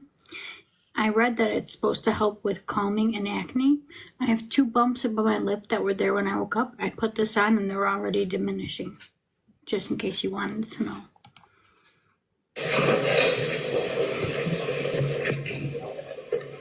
Good afternoon, Dr. Fowler. Oh, good afternoon. The Good Samaritan lab is a clinical lab, not a forensic lab. Is that right? Correct. And hospitals are not in the legal business of calculating an individual's blood alcohol concentration. Is that right? I would say 99.9% of the time we are not in the legal business. We are testing alcohol for the diagnosis of alcohol intoxication. But a case. Marcia, I'm not exactly sure what you're speaking in relevance to. If you typed something else before that, it did not come through. Occasionally, a case may come very rare to a hospital, and it ends up being a legal case. It's not common. I think uncommon. You'd agree that there are differences between screening tests that are conducted at hospitals and forensic tests that are conducted by law enforcement, right? Yes. The purpose of testing in a clinical setting is to assist in the diagnosis and treatment of a patient, right? Correct. And physicians need to analyze blood quickly. They need to get the results so they can see what's in a patient's system and then effectively and efficiently treat that patient, right? Correct. Whereas in a forensic setting, tests for blood alcohol concentration are designed to produce results that are reliable and credible for use in court. Correct? Correct. You testified earlier today that your lab is accredited by CAP, which is the College of American Pathologists. Do you recall that testimony? Yes, I do. But CAP is a clinical laboratory accreditation, not a forensic accreditation, right? We don't have the forensic accreditation for Good Samaritan. In fact, Good Samaritan has never been investigated or accredited by any forensic accreditation team to ensure that you perform all of your tests with the integrity necessary to support results in court, right? We've never been, we've never had the forensic accreditation, but Thank we you have for the follow. very good quality lab results, which I could go into further. But you've never been accredited by a forensic accreditation team, right? Nope. And the lab at Good Samaritan has never been accredited by the ANSI, which is the National Accreditation Board known as ANAB. We're doing this as the jury, so we're only on day 3. Actually, no, we're on day 4 now. Let me change my sticker. So please, guys, no spoilers. We're trying to keep to the Hippocratic Oath, virtually.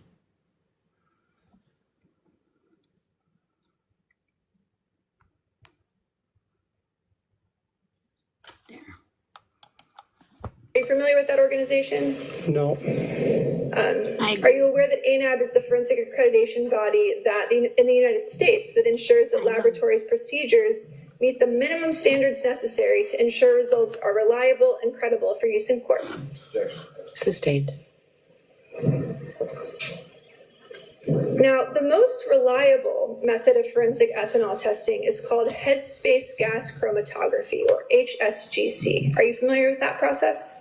yes, And HSGC is the method that's used by forensic labs to test for blood alcohol content, right?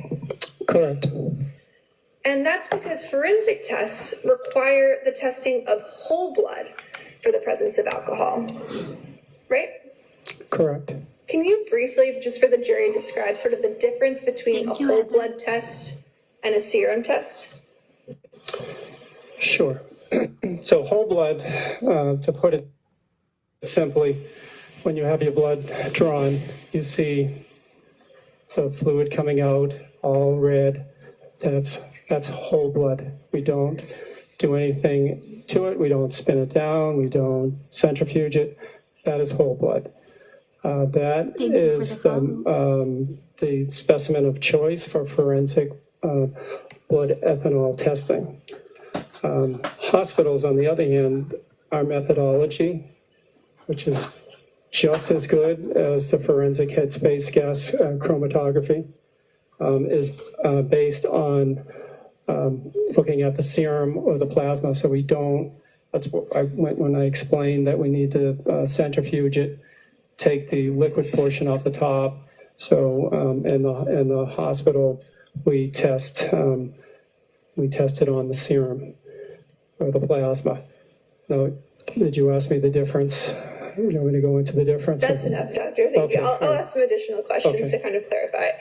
And in a forensic lab, they actually require the testing of whole blood, correct? Correct. And HSGC directly measures ethanol in the blood. Correct. And this method is designed to be accurate and reliable for forensic purposes for use in legal proceedings, correct? Correct. But the testing in this case was performed using the hospital's clinical chemistry machine instead of a forensically defensible method like HSGC, right? Correct. And that clinical chemistry machine performs what you just testified to, a serum test, right? Serum or plasma? Serum or plasma. And hospitals use serum or plasma testing because it's actually quicker and more efficient than HSGC, right? Yes, it's less labor intensive, it's easy to automate, but at the same time, very, very good and very accurate. But serum testing does not actually measure alcohol directly. It instead measures the presence of what's called NADH, right? Say that again. Yes, I'll repeat that. That was my fault. Serum testing does not actually measure alcohol directly. Instead, it measures the presence of NADH. Is that right? Almost. Well, NADH is a byproduct of alcohol, right? Correct. I can go into the testing how methodology that we use to explain it if you want me to. Well, serum testing measures the presence of NADH, correct? It measures the rate of change of NADH production, so it doesn't actually look at just NADH, and it measures the rate of production, and I can go into more detail on that. Alcohol testing in the lab is correct. I'll ask you some additional questions about NADH and we'll get there. Yeah. So you can do this now, but let the doctor answer his question fully next question, okay? And the following questions. Doctor, the higher the NADH in a patient's system, the higher the serum test result, correct? That may not be correct, no. It's the rate of change of NADH production based on our methodology. I can go into that. So our test system is a little bit different than The judge said that because the prosecutor objected. the forensic testing system, but it's also very good and very accurate and almost, when we compare our methodology to the Headspace, we get the exact same results, and when we compare and with peer laboratory comparisons. But what we do is and I think the jury needs to know this, maybe some of you might understand the chemistry behind it, but we do, we take the patient's sample, and it's based on, we add, because when there's alcohol in the specimen, we add, actually, in the test system, alcohol dehydrogenase. It's the same enzyme that's in the patient's body. In addition, we add a surplus of NAD to it. NAD is similar to NADH. They get converted back and forth. So when we put it on our test system, it's alcohol dehydrogenase is in there. And what happens is, when there's alcohol, it combines with NAD that we add to it. It creates NADH. And then in our machine, there's a spectrophotometer, which can monitor the rate of NADH production over baseline. And we use, there's something that measures, a photometer that measures the NADH production. It looks at light in this physics and looks at 340 nanometers, and it's pretty accurate. It will monitor, it will tell you, it will tell the system how much NADH is produced, and that amount is directly proportional to the alcohol in the patient's sample. So it's a very, very accurate test. But there are some limitations that I can go into. So wait for another question. Okay. Next question, Ms. Little? Yes, so serum testing can be subject to errors, right? Thank you so much, Connie. And there are limitations. There are some limitations that I can explain, just like headspace gas chromatography may have some limitations too. But I can go into them. Next question. What are some of the limitations of the serum testing? Okay.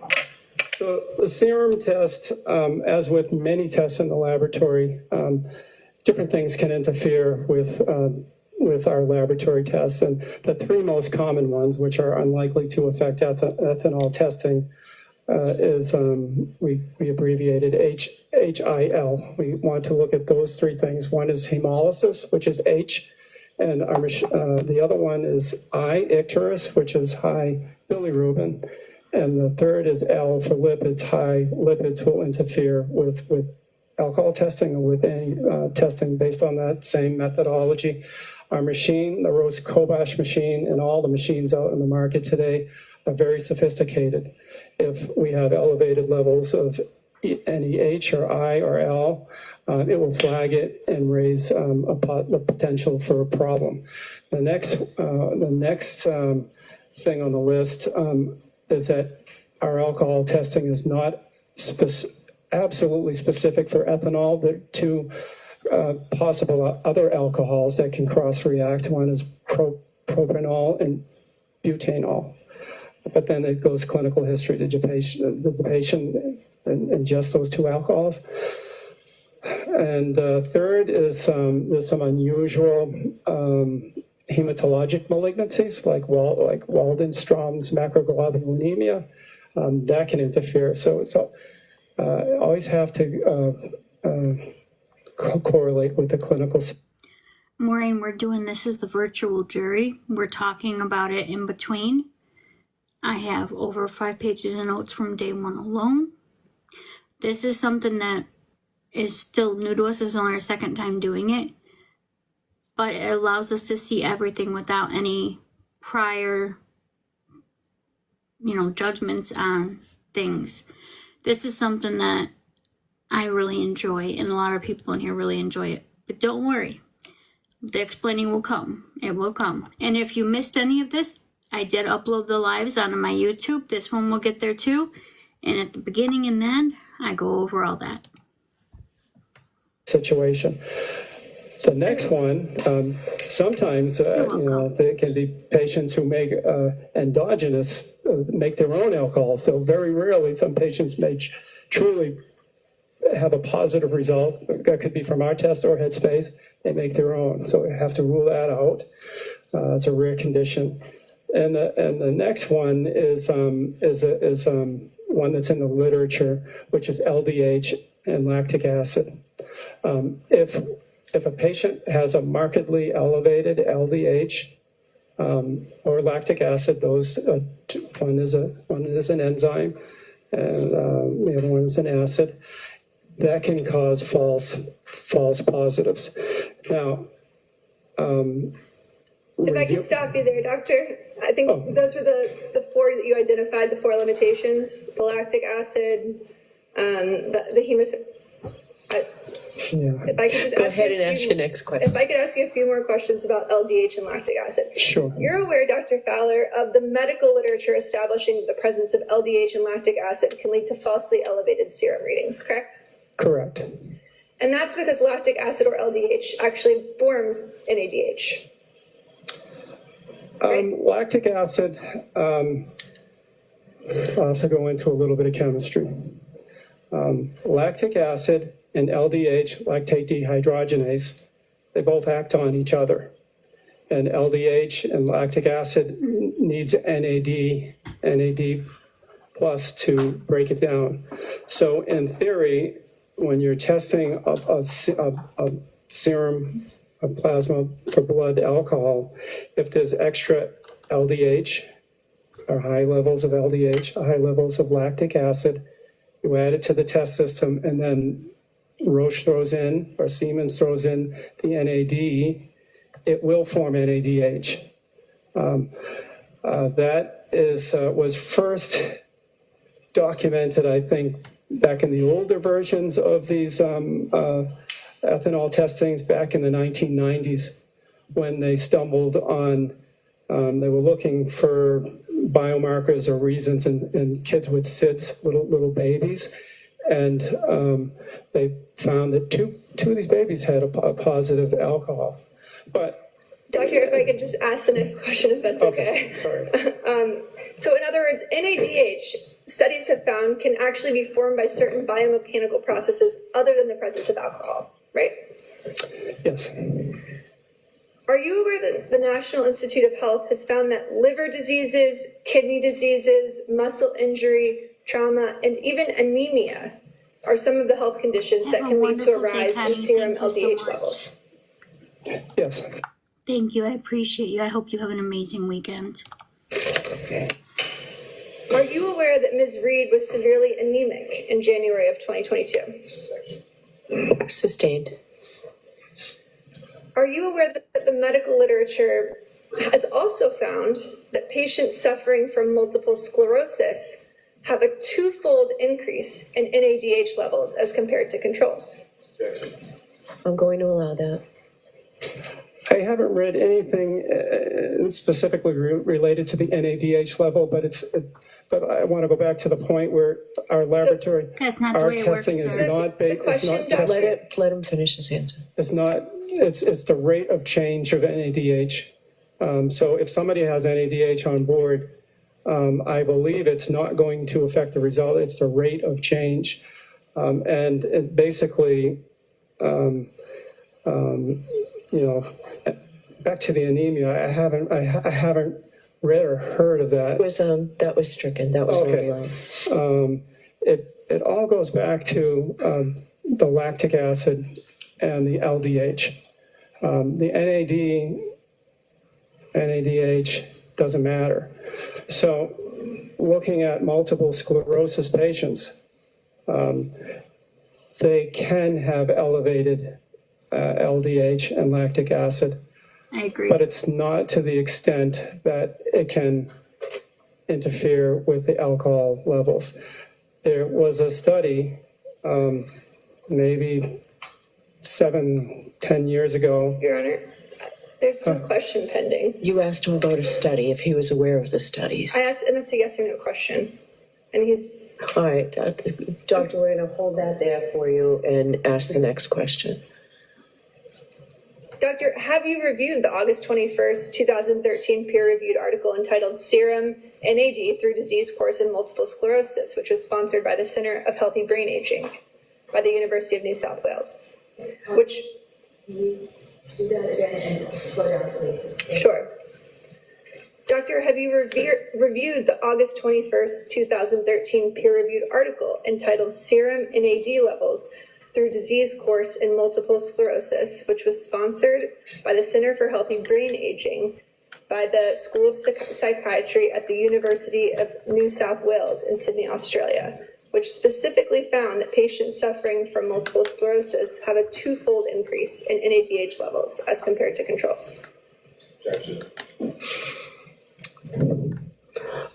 I'll strike the part of what the article held. Is he aware of the article? No, I'm not, to be honest, no.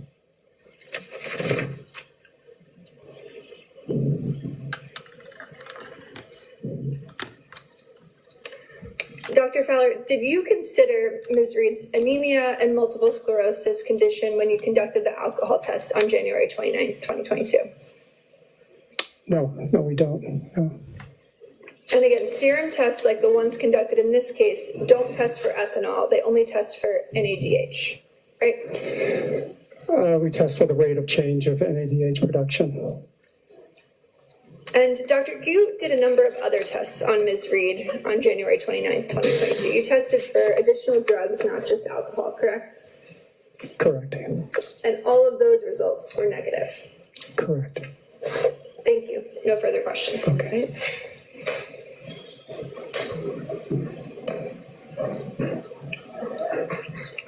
He does. You could tell he loves what he does. He does. You could tell he loves what he does. That's clear, in my opinion. Doctor, are you aware, I know your lab at Good Samaritan did not do this process, but are you aware through your training and experience of any sort of mathematical conversion that can be done from a serum reading in milligram per deciliter to a blood alcohol concentration of whole blood? Thank you, Celeste. How are you? Allow it, the door was open. Go ahead, sir.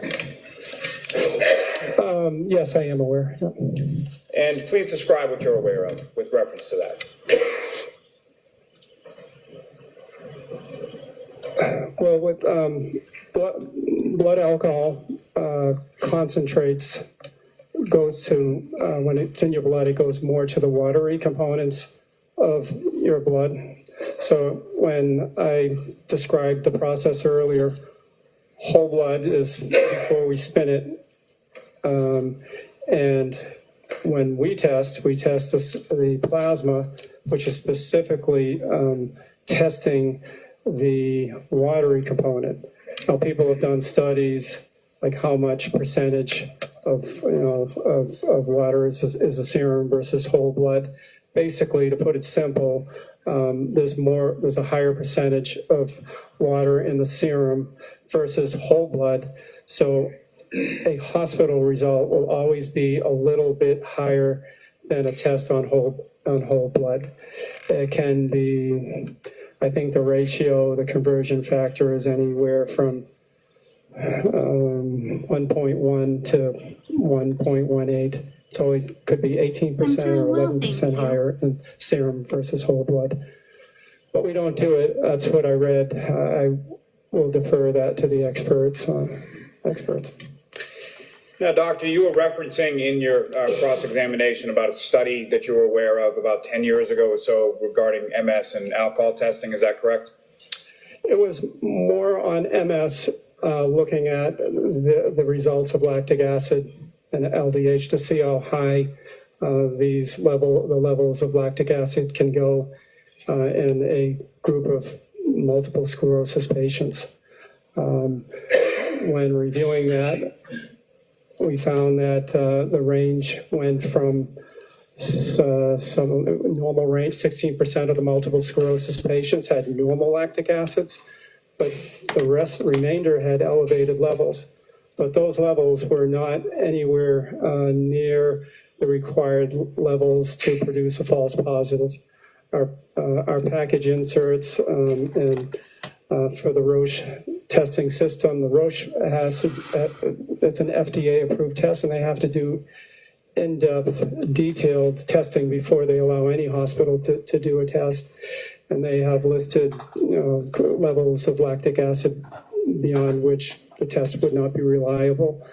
But the results, based on this study of Well, he's doing this. Don't mind me. I'm going to use the little girl's room.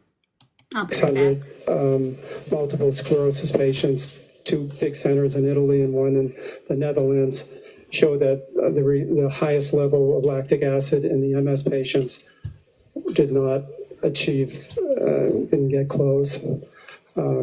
Usually patients with MS that are asymptomatic can have normal or normal levels, and slightly elevated. It was the ones that had more symptoms that had elevated levels up to, I think the highest was 6.5 millimoles per deciliter, which is not high enough to interfere with our result. Now, with respect to the lab at Good Samaritan Medical Center, the interference that you were speaking about earlier on cross-examination, what would happen if any of those types of interference were to occur during the course of the testing? So I'll allow it. The 3 main ones, which I detailed earlier, is the hemolysis, icterus, and lipemia. Machines are sophisticated. It will detect it and say, it will flag it and say, please do not result it, or we'll have a disclaimer saying, interpret this result with caution. The results may not be accurate. It hardly ever happens with alcohol testing. But if it did, we would get a result like that, and we probably wouldn't report it. And from your review of the defendant's medical records, specifically her testing from January 29th, did you notice any interference or any reports like that in her record? No. Now, the testing that you're doing at Good Samaritan is in relation to patients such as that might have cancer or heart disease or something like that, correct? Correct. Now, you were talking or started to speak on cross-examination about the good quality lab results that you have from your lab, and you wanted to go into that further. Could you please expound upon that for the jury now?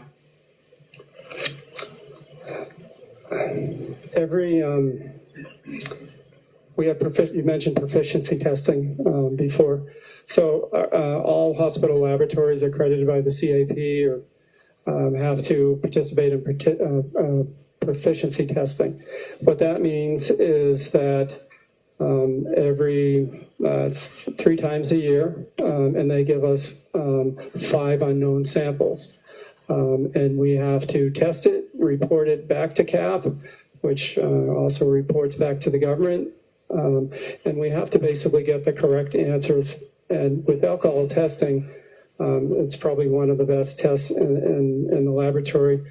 Always have right on the money results. But at the same time, we're also able to look at results of all the other labs that participated in this proficiency testing. So we can look at different methods. We can look at labs that have the same method as us to see how we're doing. And usually with this proficiency testing, we have 3,000 labs across the nation that have the same methodology as us, so we can compare to them. And also, interestingly, we can see the labs that are using headspace gas chromatography. And out of interest, we can see, how do we compare? And we have exactly the same results on these proficiency testings. We also look at some statistics as well, not going into them, but we can look at some stats like standard deviations and SDs. And actually the hospitals with enzymatic testing have slightly better stats with that compared to Headspace. Pretty close, but a little bit better. And doctor, from your review of the defendant's medical records and the blood testing in this case, was that done in conformity with the policies and protocols at Good Samaritan? We have policies in place to be followed, and there's no reason not to think that somebody didn't follow policy. Thank you, sir. Anything else, Ms. Little? No questions. All right, doctor, you are all set, sir. Thank you. So that was Dr. Gary Fowler. He clearly loves what he does. That much is clear. And we're on day 4 now, guys. Day 4. You've already missed. We've done 2 face masks. You missed the face masks. And you shall be the truth, the whole truth, and nothing but the truth, so help you God. Good afternoon, sir. All right, Mr. President. Thank you, Your Honor. Good afternoon, sir.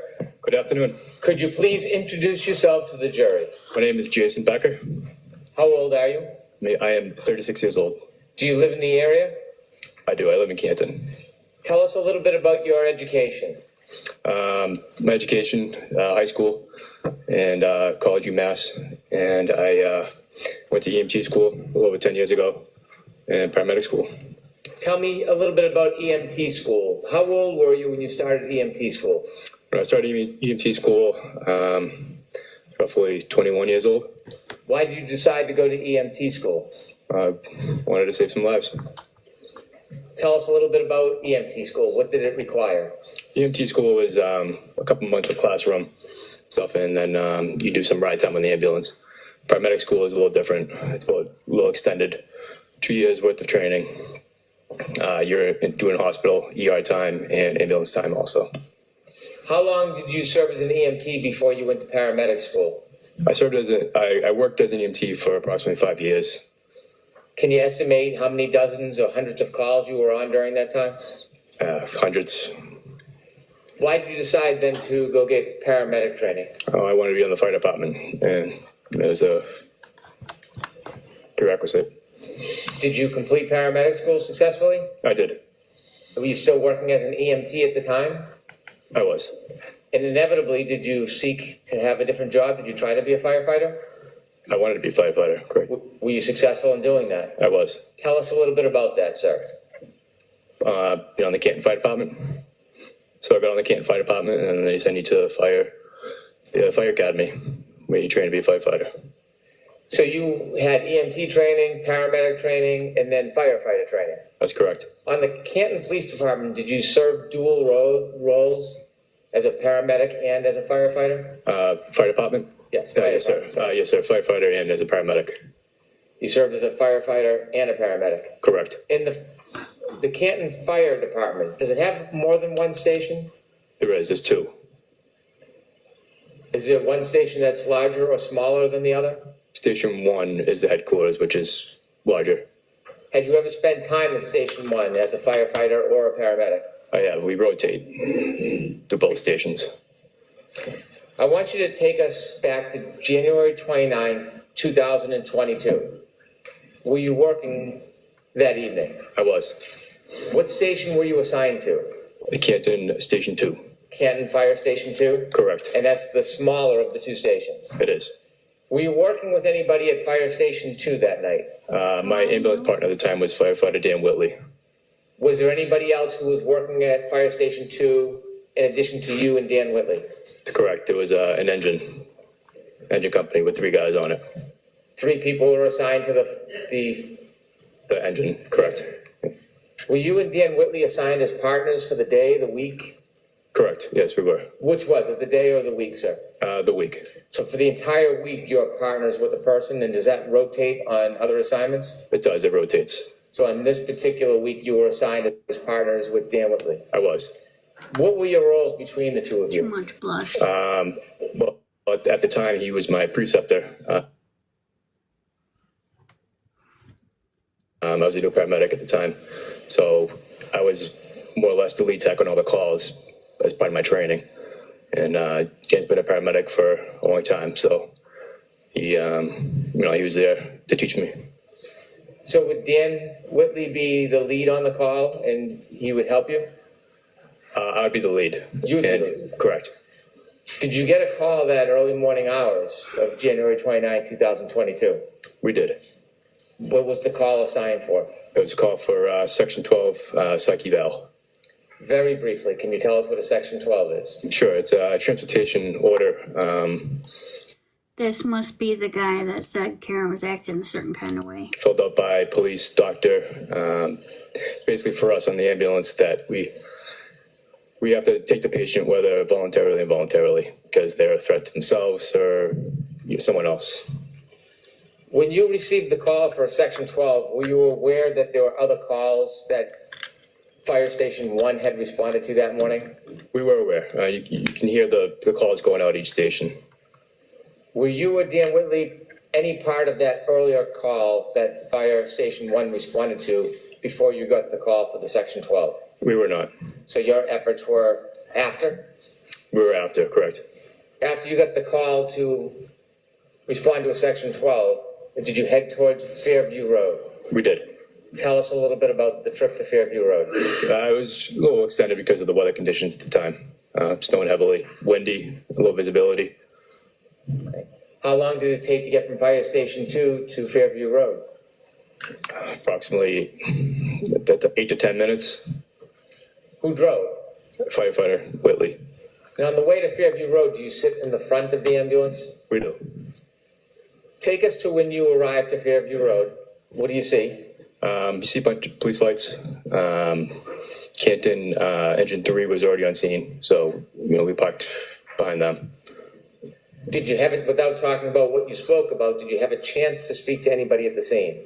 We briefly spoke to the Canton police, and they briefed us and sent us to where the defendant was at the time.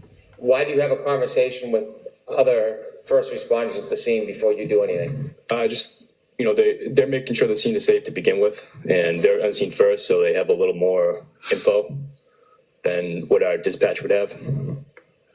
After you had that debriefing with colleagues, were you directed to approach any certain person? I was. Where did you go?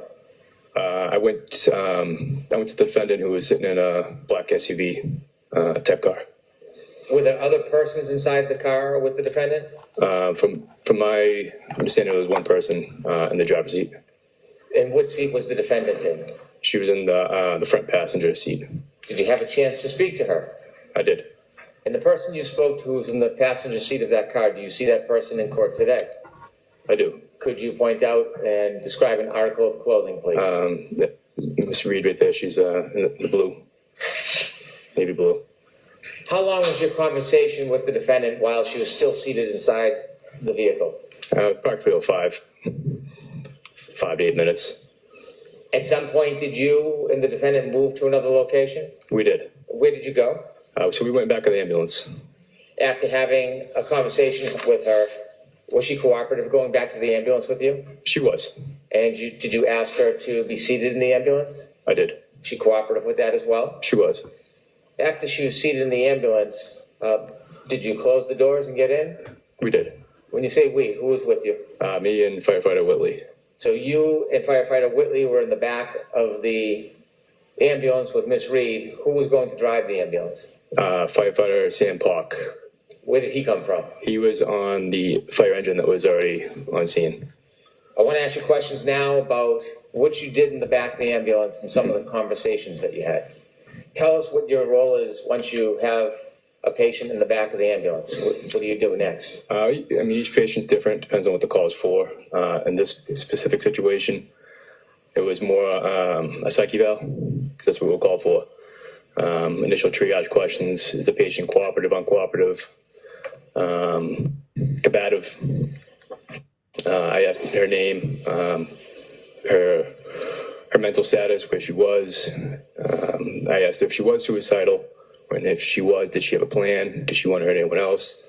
Those are some of the initial triage questions that I would ask. Why do you ask those questions?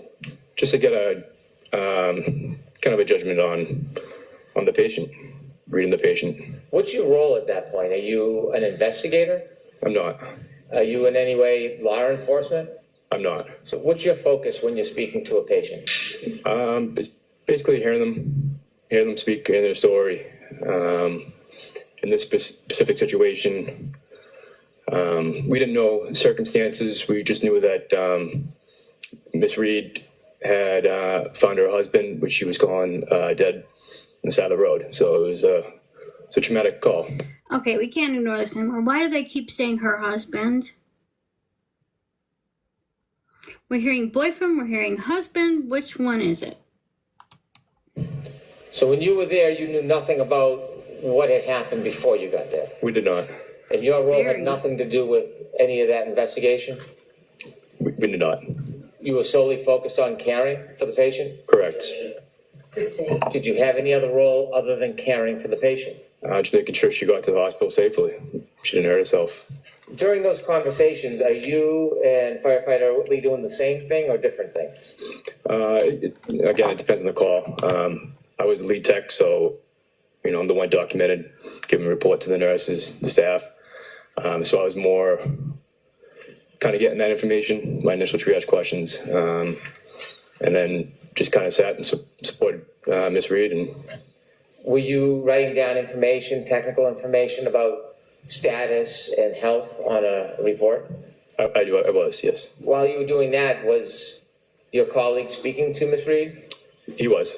Did you have a chance at times to hear what they were speaking about? Yeah, and no, At other times, did you speak directly to Miss Reed? I have. Can you describe her demeanor, her temperament? Yeah and no. Initially, she was agitated because she didn't feel like she needed to go to the hospital. She said the statement she made, she didn't mean. She just kind of said in jest because of the events that she went through. But then there'd be periods of which she'd be calm, and it would fluctuate. She would have like pressured speech, repetitive, but all in all, she was cooperative. At some point, did you have a chance to speak to her directly about her mood? About her mood? About her mood. I don't know if I understand the question. Okay. Did she say anything to you about her last interaction with what she referred to as her husband? Objection. Sustained. Did she make any statements to you when you were giving her treatment or speaking to her about her husband? Objection. I'll allow that, Akina. One of the reasons why she was saying suicidal stuff is because the last conversation she had with her husband at the time was an argument. I didn't feel like it was my role to. A great majority of this is already given to us as misleading information by saying that that's her husband. I wonder if the actual jury is feeling the same way. Really find out the details on what was said. But that's what she said to me. That the last thing she said to him was an argument? Yep. Sustained. Did she tell you what the argument was about? She did not. Inevitably, did you get a chance to bring her to the hospital? We did. Did you stay in the And to be abundantly clear, the prosecutor is the one saying husband first. back of the ambulance with her? I did. Did you continue to have conversations with her? Yes, I did. Did you hear conversations or parts of conversations she was having with your colleague? I had parts. When you got to the hospital, what happens next? So we brought Miss Reed into the hospital, registered her, bring her to the psychiatric section.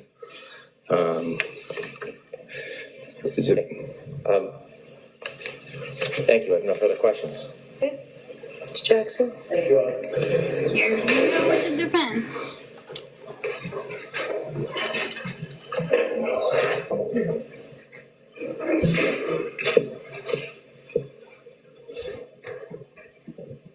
It should be interesting.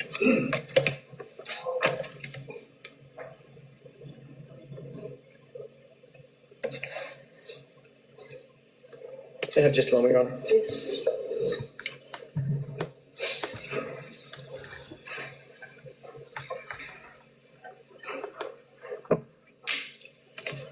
I want to know why why the prosecutor keeps saying husband. That is Good confusing afternoon, as hell. Firefighter Becker. Good afternoon. When you first Misleading, arrived too. at the scene, there was at least two Canton police officers there, still. Correct. Do you remember their names? Officer Saraf and Officer Mulvaney. Okay.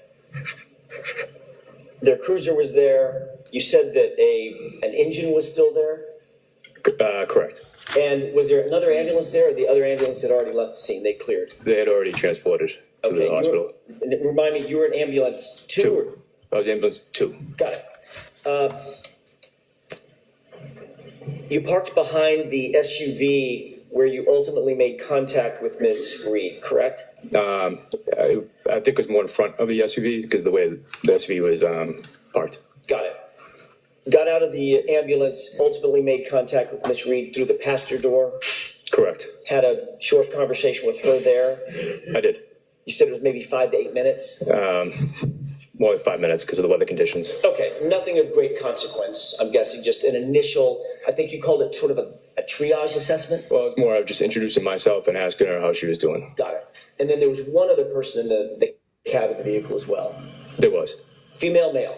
Female. So there were 2 females, one Miss Reed, one another female. Did you see any other civilian females out there? I didn't see. Okay, so at least where you were, the contact that you had with Miss Reed and this other female, there was just 2 of them, not a third one. From what I saw, correct. Did you get the other female's name? No, at the time I did not. Okay. Is it Katie by By chance? the way, have you since gotten her name? Based on a conversation Firefighter Whitley and Miss Reed had back in the ambulance. Got it. Okay, and who is that other person? Miss Carrie Roberts. Okay.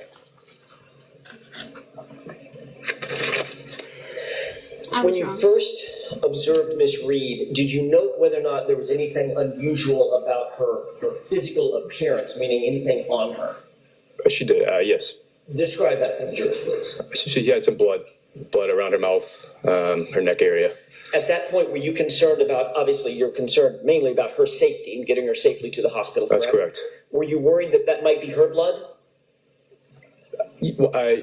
She had said that she had given CPR to her husband. Okay, you jumped a question ahead. I was going to say, did she tell you that it was in fact not her blood? She did, so that kind of, in a way, ruled it out. Okay. No injury for me. And you didn't indicate, you didn't notice anything about her that looked like she was physically injured or physically in harm? Yeah, I did not. Okay. She indicated that she had given CPR, mouth-to-mouth, attempts at mouth-to-mouth resuscitation to Mr. O'Keefe, correct? She did. And that would account for the blood on her face and in her hair and on her neck? That's what she told me. Okay. And based on your observations of her, you didn't have any reason to quarrel with that? Correct. Okay. You indicated that her tone was somewhat rapid and repetitive, is that right? It fluctuated, so at times it was, yes. Did it appear to you at that time that she had gone through a pretty significant trauma, as best you were trained at the time? Objection. A little bit more of a foundation, I'll give it to you. Sure. Have you ever, in your course of training, seen individuals who have gone through some sort of a traumatic event? Frequently. Frequently. Everyone's different, though. Understood. Obviously, everybody's got their own personalities and the way of dealing with those things, right? Sure.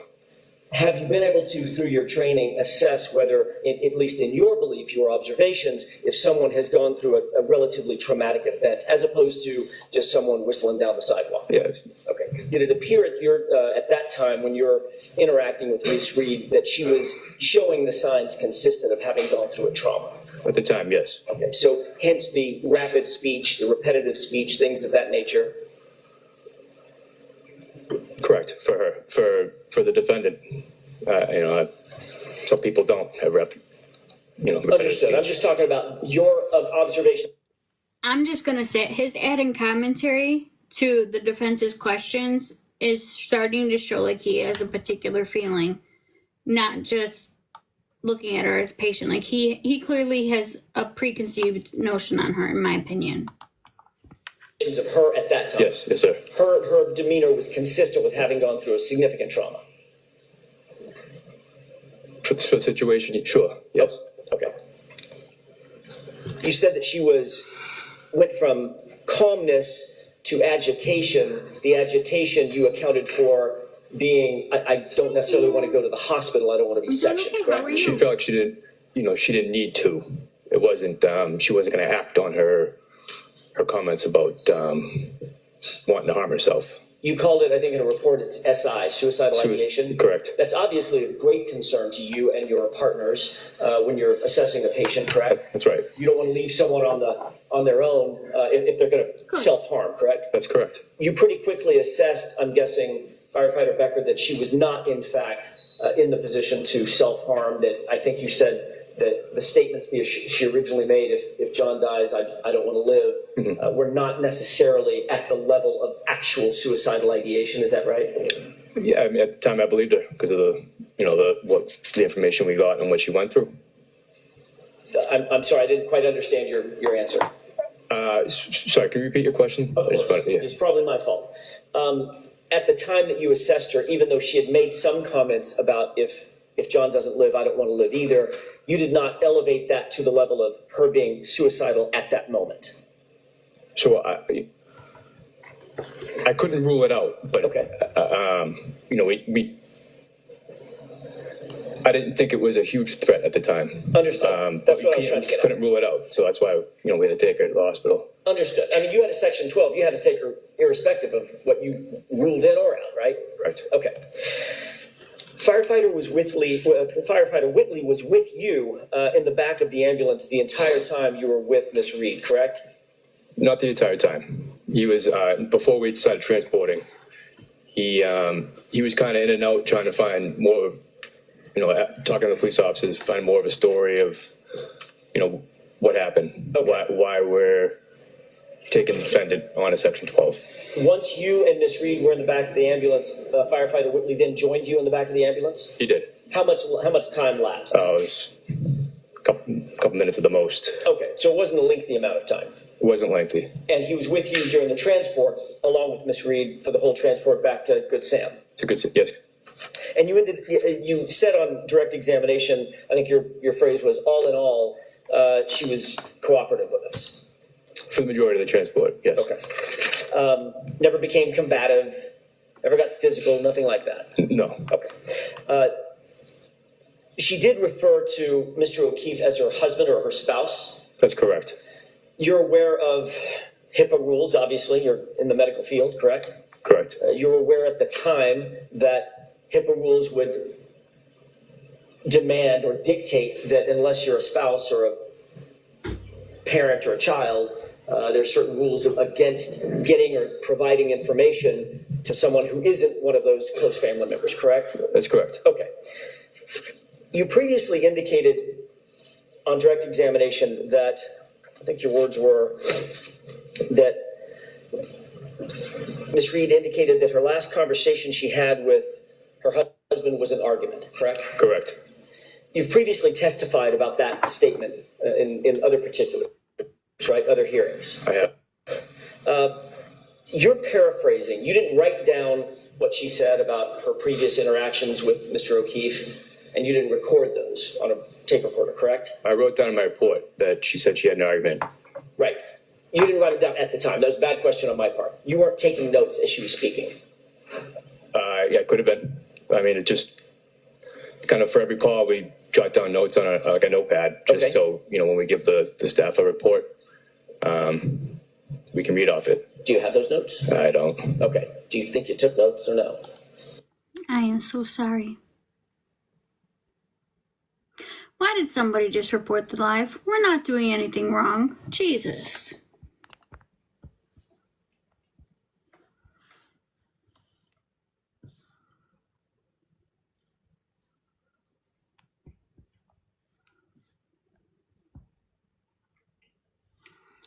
What about an EMT discussing...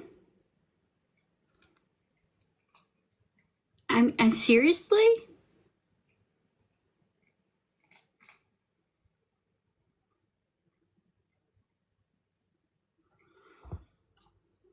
I was pausing to say that I was so sorry that you lost your husband.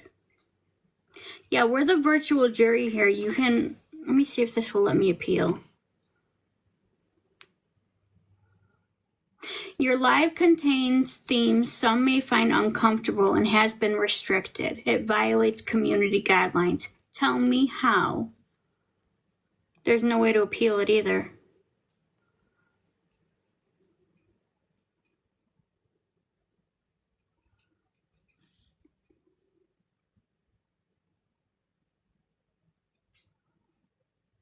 You think? Should I restart? I'm thinking probably a safe bet at this point. I hate restarting.